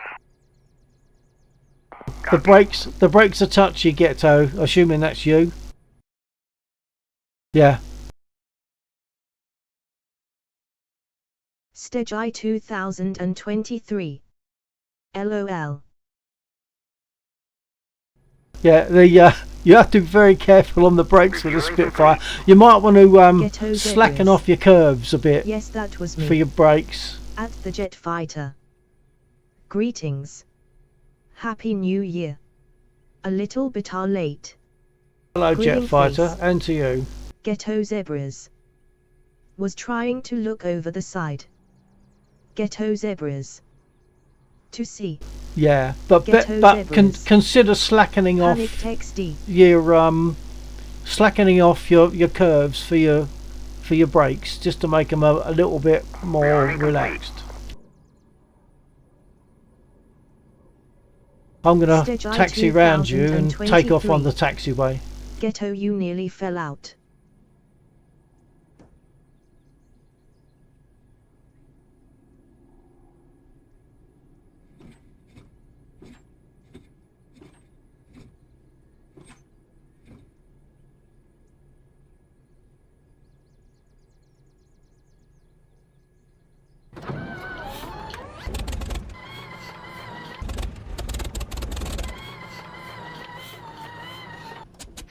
Flooded it. Ghetto zebras. Been doing good taxing too. Not in front of Bill. Yeah, the taxiing is a little bit of a craft to learn, isn't it, in a Spitfire? Very nice flyby. Very nice flyby. Stage I 2023. Right, I think I've flooded it. I'll try again. Bill's today's test pilot.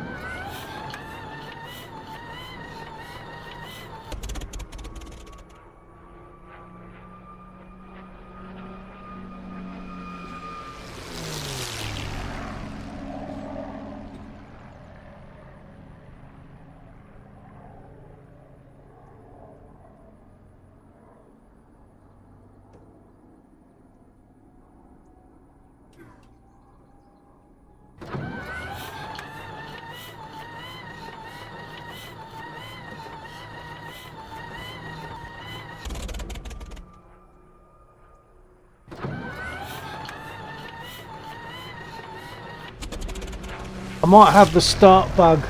I might have to respawn.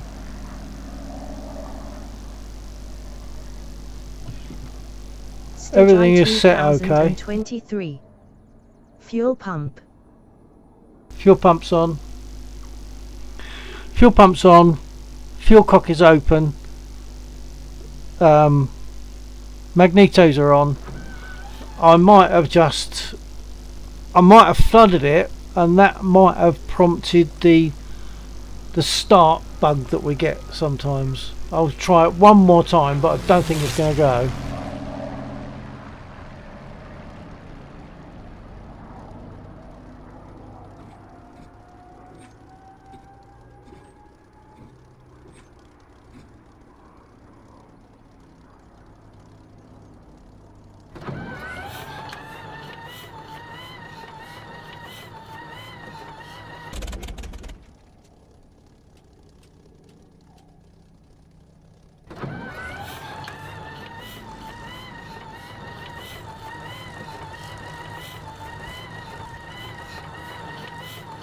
Stage I 2023. Not catching. No, I'm going to have to respawn. What happens is, if it doesn't start right, or if you do something slightly wrong, it can get into like an error loop, I think. So it's like a bug where whatever you do now, it's not going to start. Oh, wait a minute. Let me try that one more time.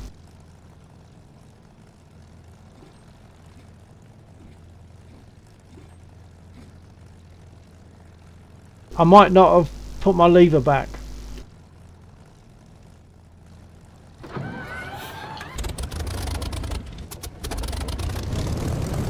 Yeah, I didn't, on that first failure, I didn't bring my mixture lever back to here. That's why it wouldn't start subsequently. Right, okay.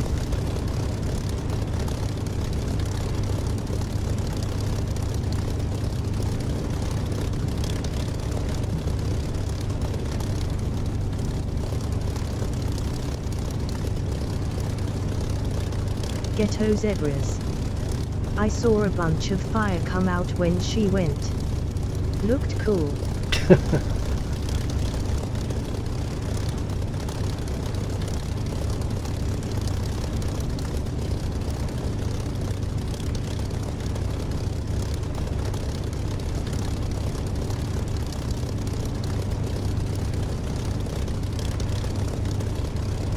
Ghetto zebras. Seriously, every pipe blew flames. Yeah, I overprimed it. I must have done it twice. Flooded it.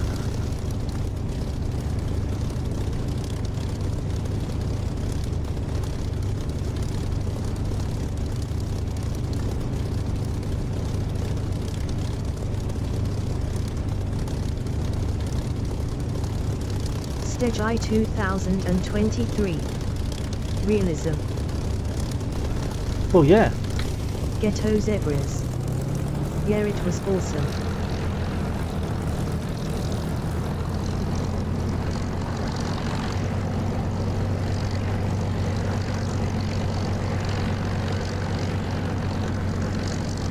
So, Ghetto, that's you parked next to me, was it? I'm about to pass you.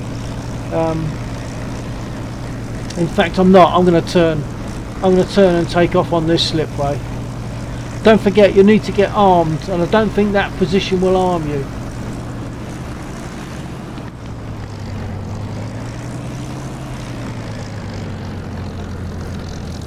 Stage I So you might have to move to where I was. 2023. You could hear there was no spark. Well, it certainly wasn't catching, but that wasn't the spark. It's because I had the mixture lever in the wrong position. It needs to be at the back here to start, and I'd forgotten to pull it back. Okay. God, I think I've got it. I think I've got everything right.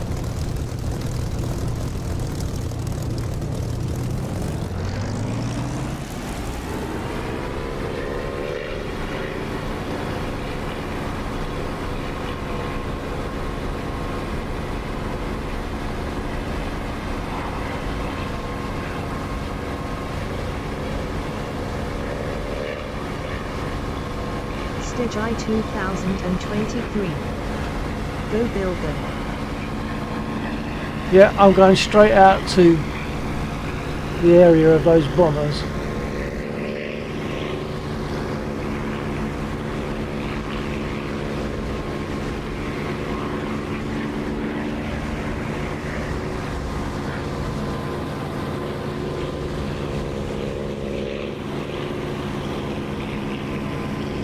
Stage I 2023. You got your parachute. Well, I hope so.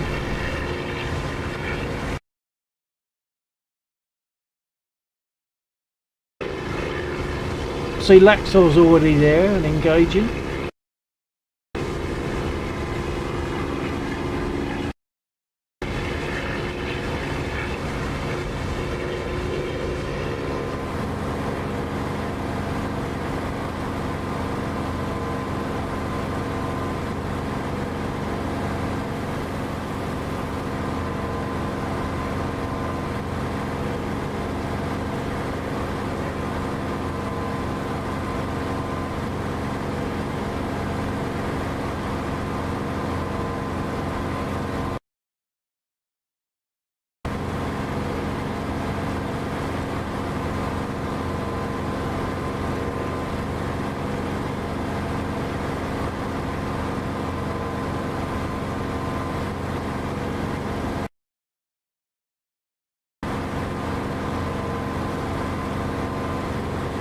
But they're going to be just about at cloud level, cloud-based level.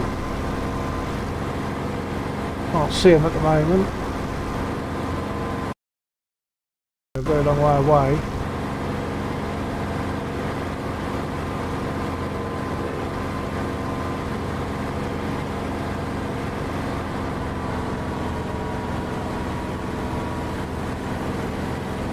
Okay, I'm seeing dots.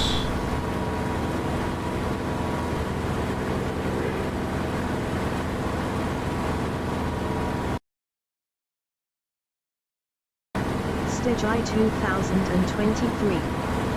I can already smell the 109S on your 6.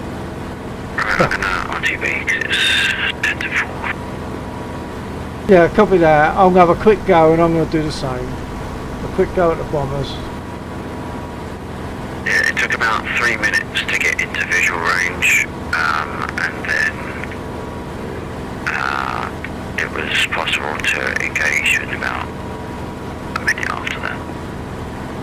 Yep. Yeah, copy that. Well, I've got vid on them at the moment, so we'll see what happens. Yeah, I've taken one. I was going to look at the nav check to see what they're...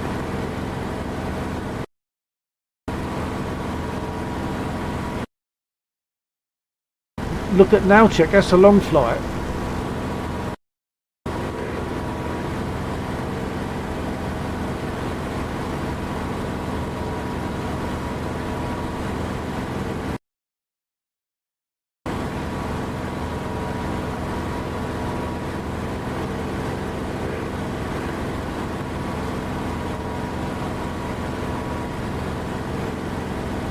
So there we have 3 enemy bombers.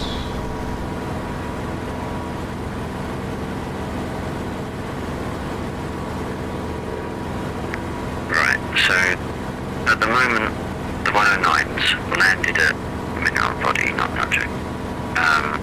They are stuck on the runway because there is a MiG with an ejected pilot blocking the taxiway. So it doesn't matter what I do, something goes wrong somewhere else. Which unfortunately has nothing to do with me. I wouldn't mind if I made a mistake because then I can fix it, but I can't fix that. And what they would do if with a clear airfield, I don't know. But I won't be, I can't look into it tonight. Yeah, okay, well thanks for all that. That's all clobbered by a MiG in the wrong place.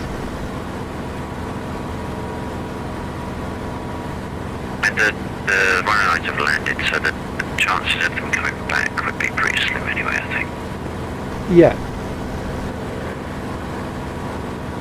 I'm about to engage the 120, the A20s, and then I'll have a quick engage and come back.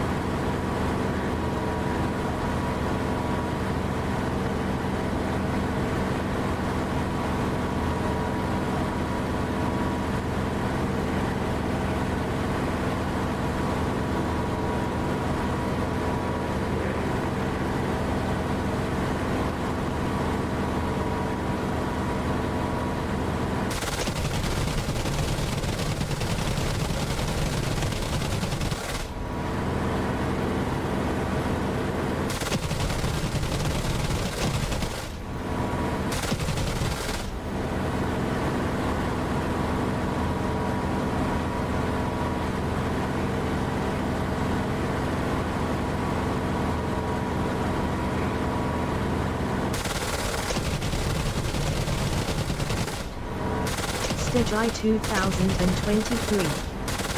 What a shot. They're all damaged, but I don't know if any of them are going to go down. The one's gone down. R2B.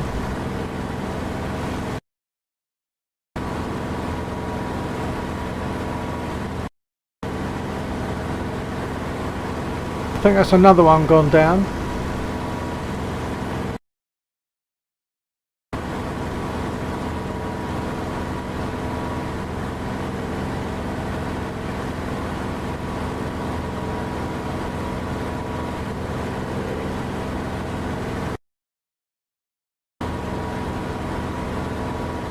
There's a couple of minutes flight back to Mosdock.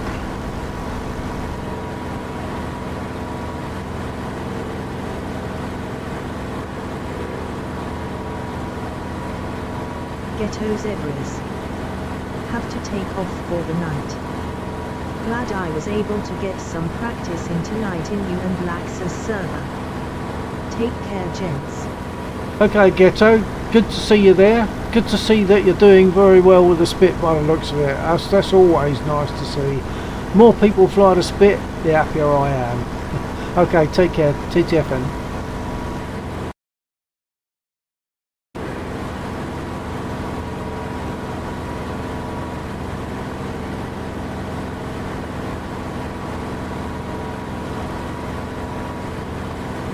Seriously, the MiG that was blocking the 109s on Miguel has disappeared. I don't know how that happened. Unless they did something I don't think he did. Otherwise he would have probably said. So the 109s are now taxiing, but they're taxiing to parking slots, not for takeoff, I don't believe. Yeah, that's what I kind of imagined.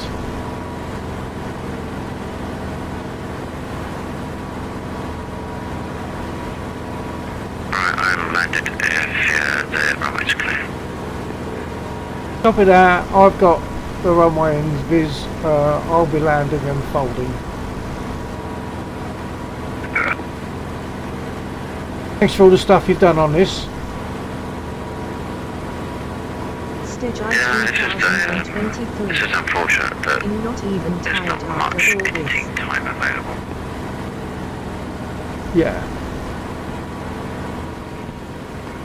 And every edit means I need to take the cycle the server, so if anyone happens to be in there at the same time, then it sort of stuffs them up as well.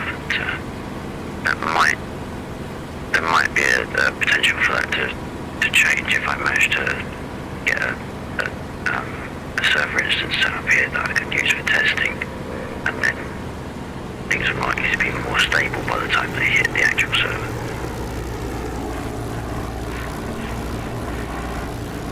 Yeah, and I think, I mean, for you to do stuff, if people are busy in the server and you need to do stuff, then it has to be accepted that, you know, the work needs to be done. So that's absolutely fine. I don't know what they're firing at, but I'm sure these flak are firing. Yeah, they seem to be shooting at ground targets, but I don't know what way.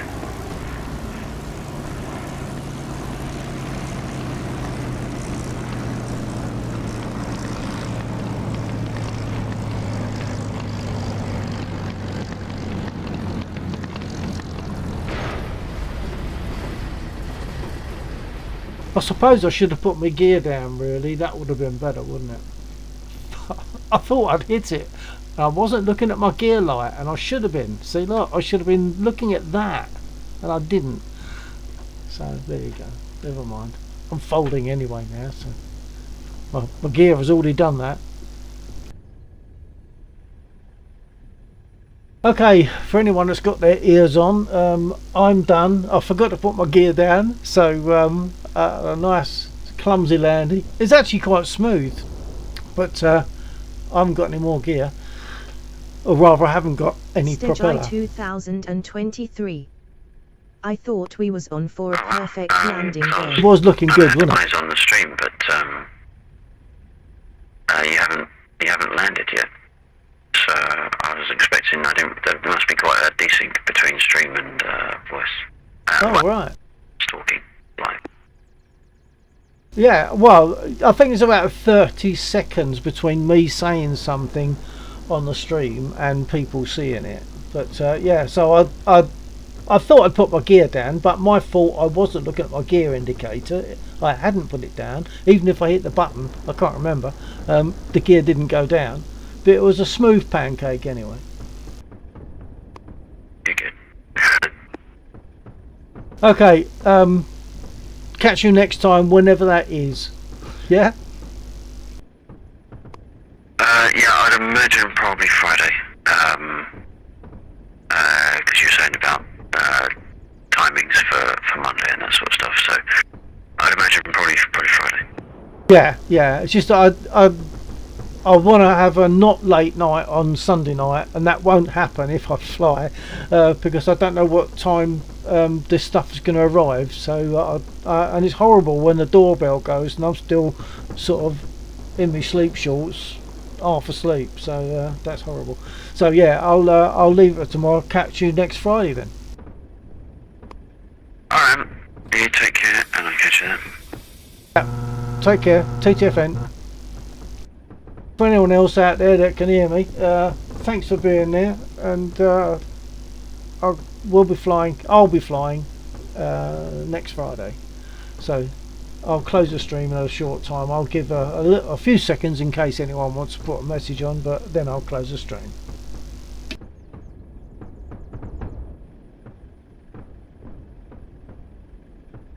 Stage I 2023. Bye for now. Good show. Bye, Steggy. Thanks for being there. Take care, mate. TTFN.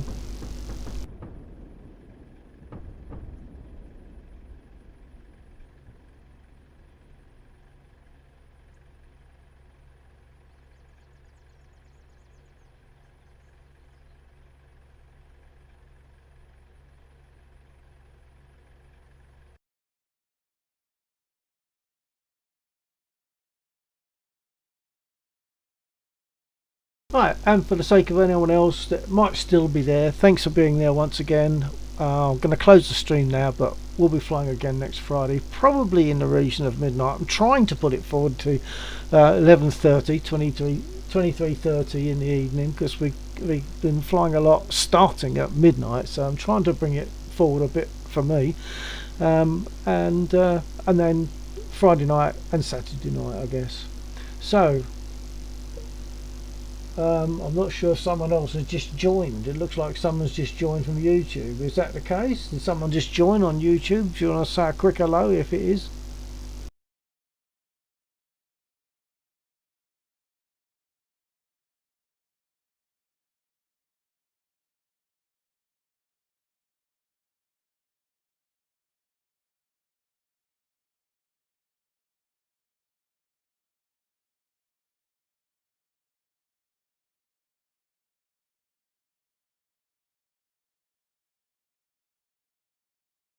Okay, well anyway, so for the person on YouTube, which I feel as though you just joined, but sadly I'm just closing the stream because it's 4 o'clock for me, so I'm closing the stream, and we'll fly again next Friday in the region of 11:30, 23:30, just to take away any doubt, through till early hours of the morning, whatever they may be.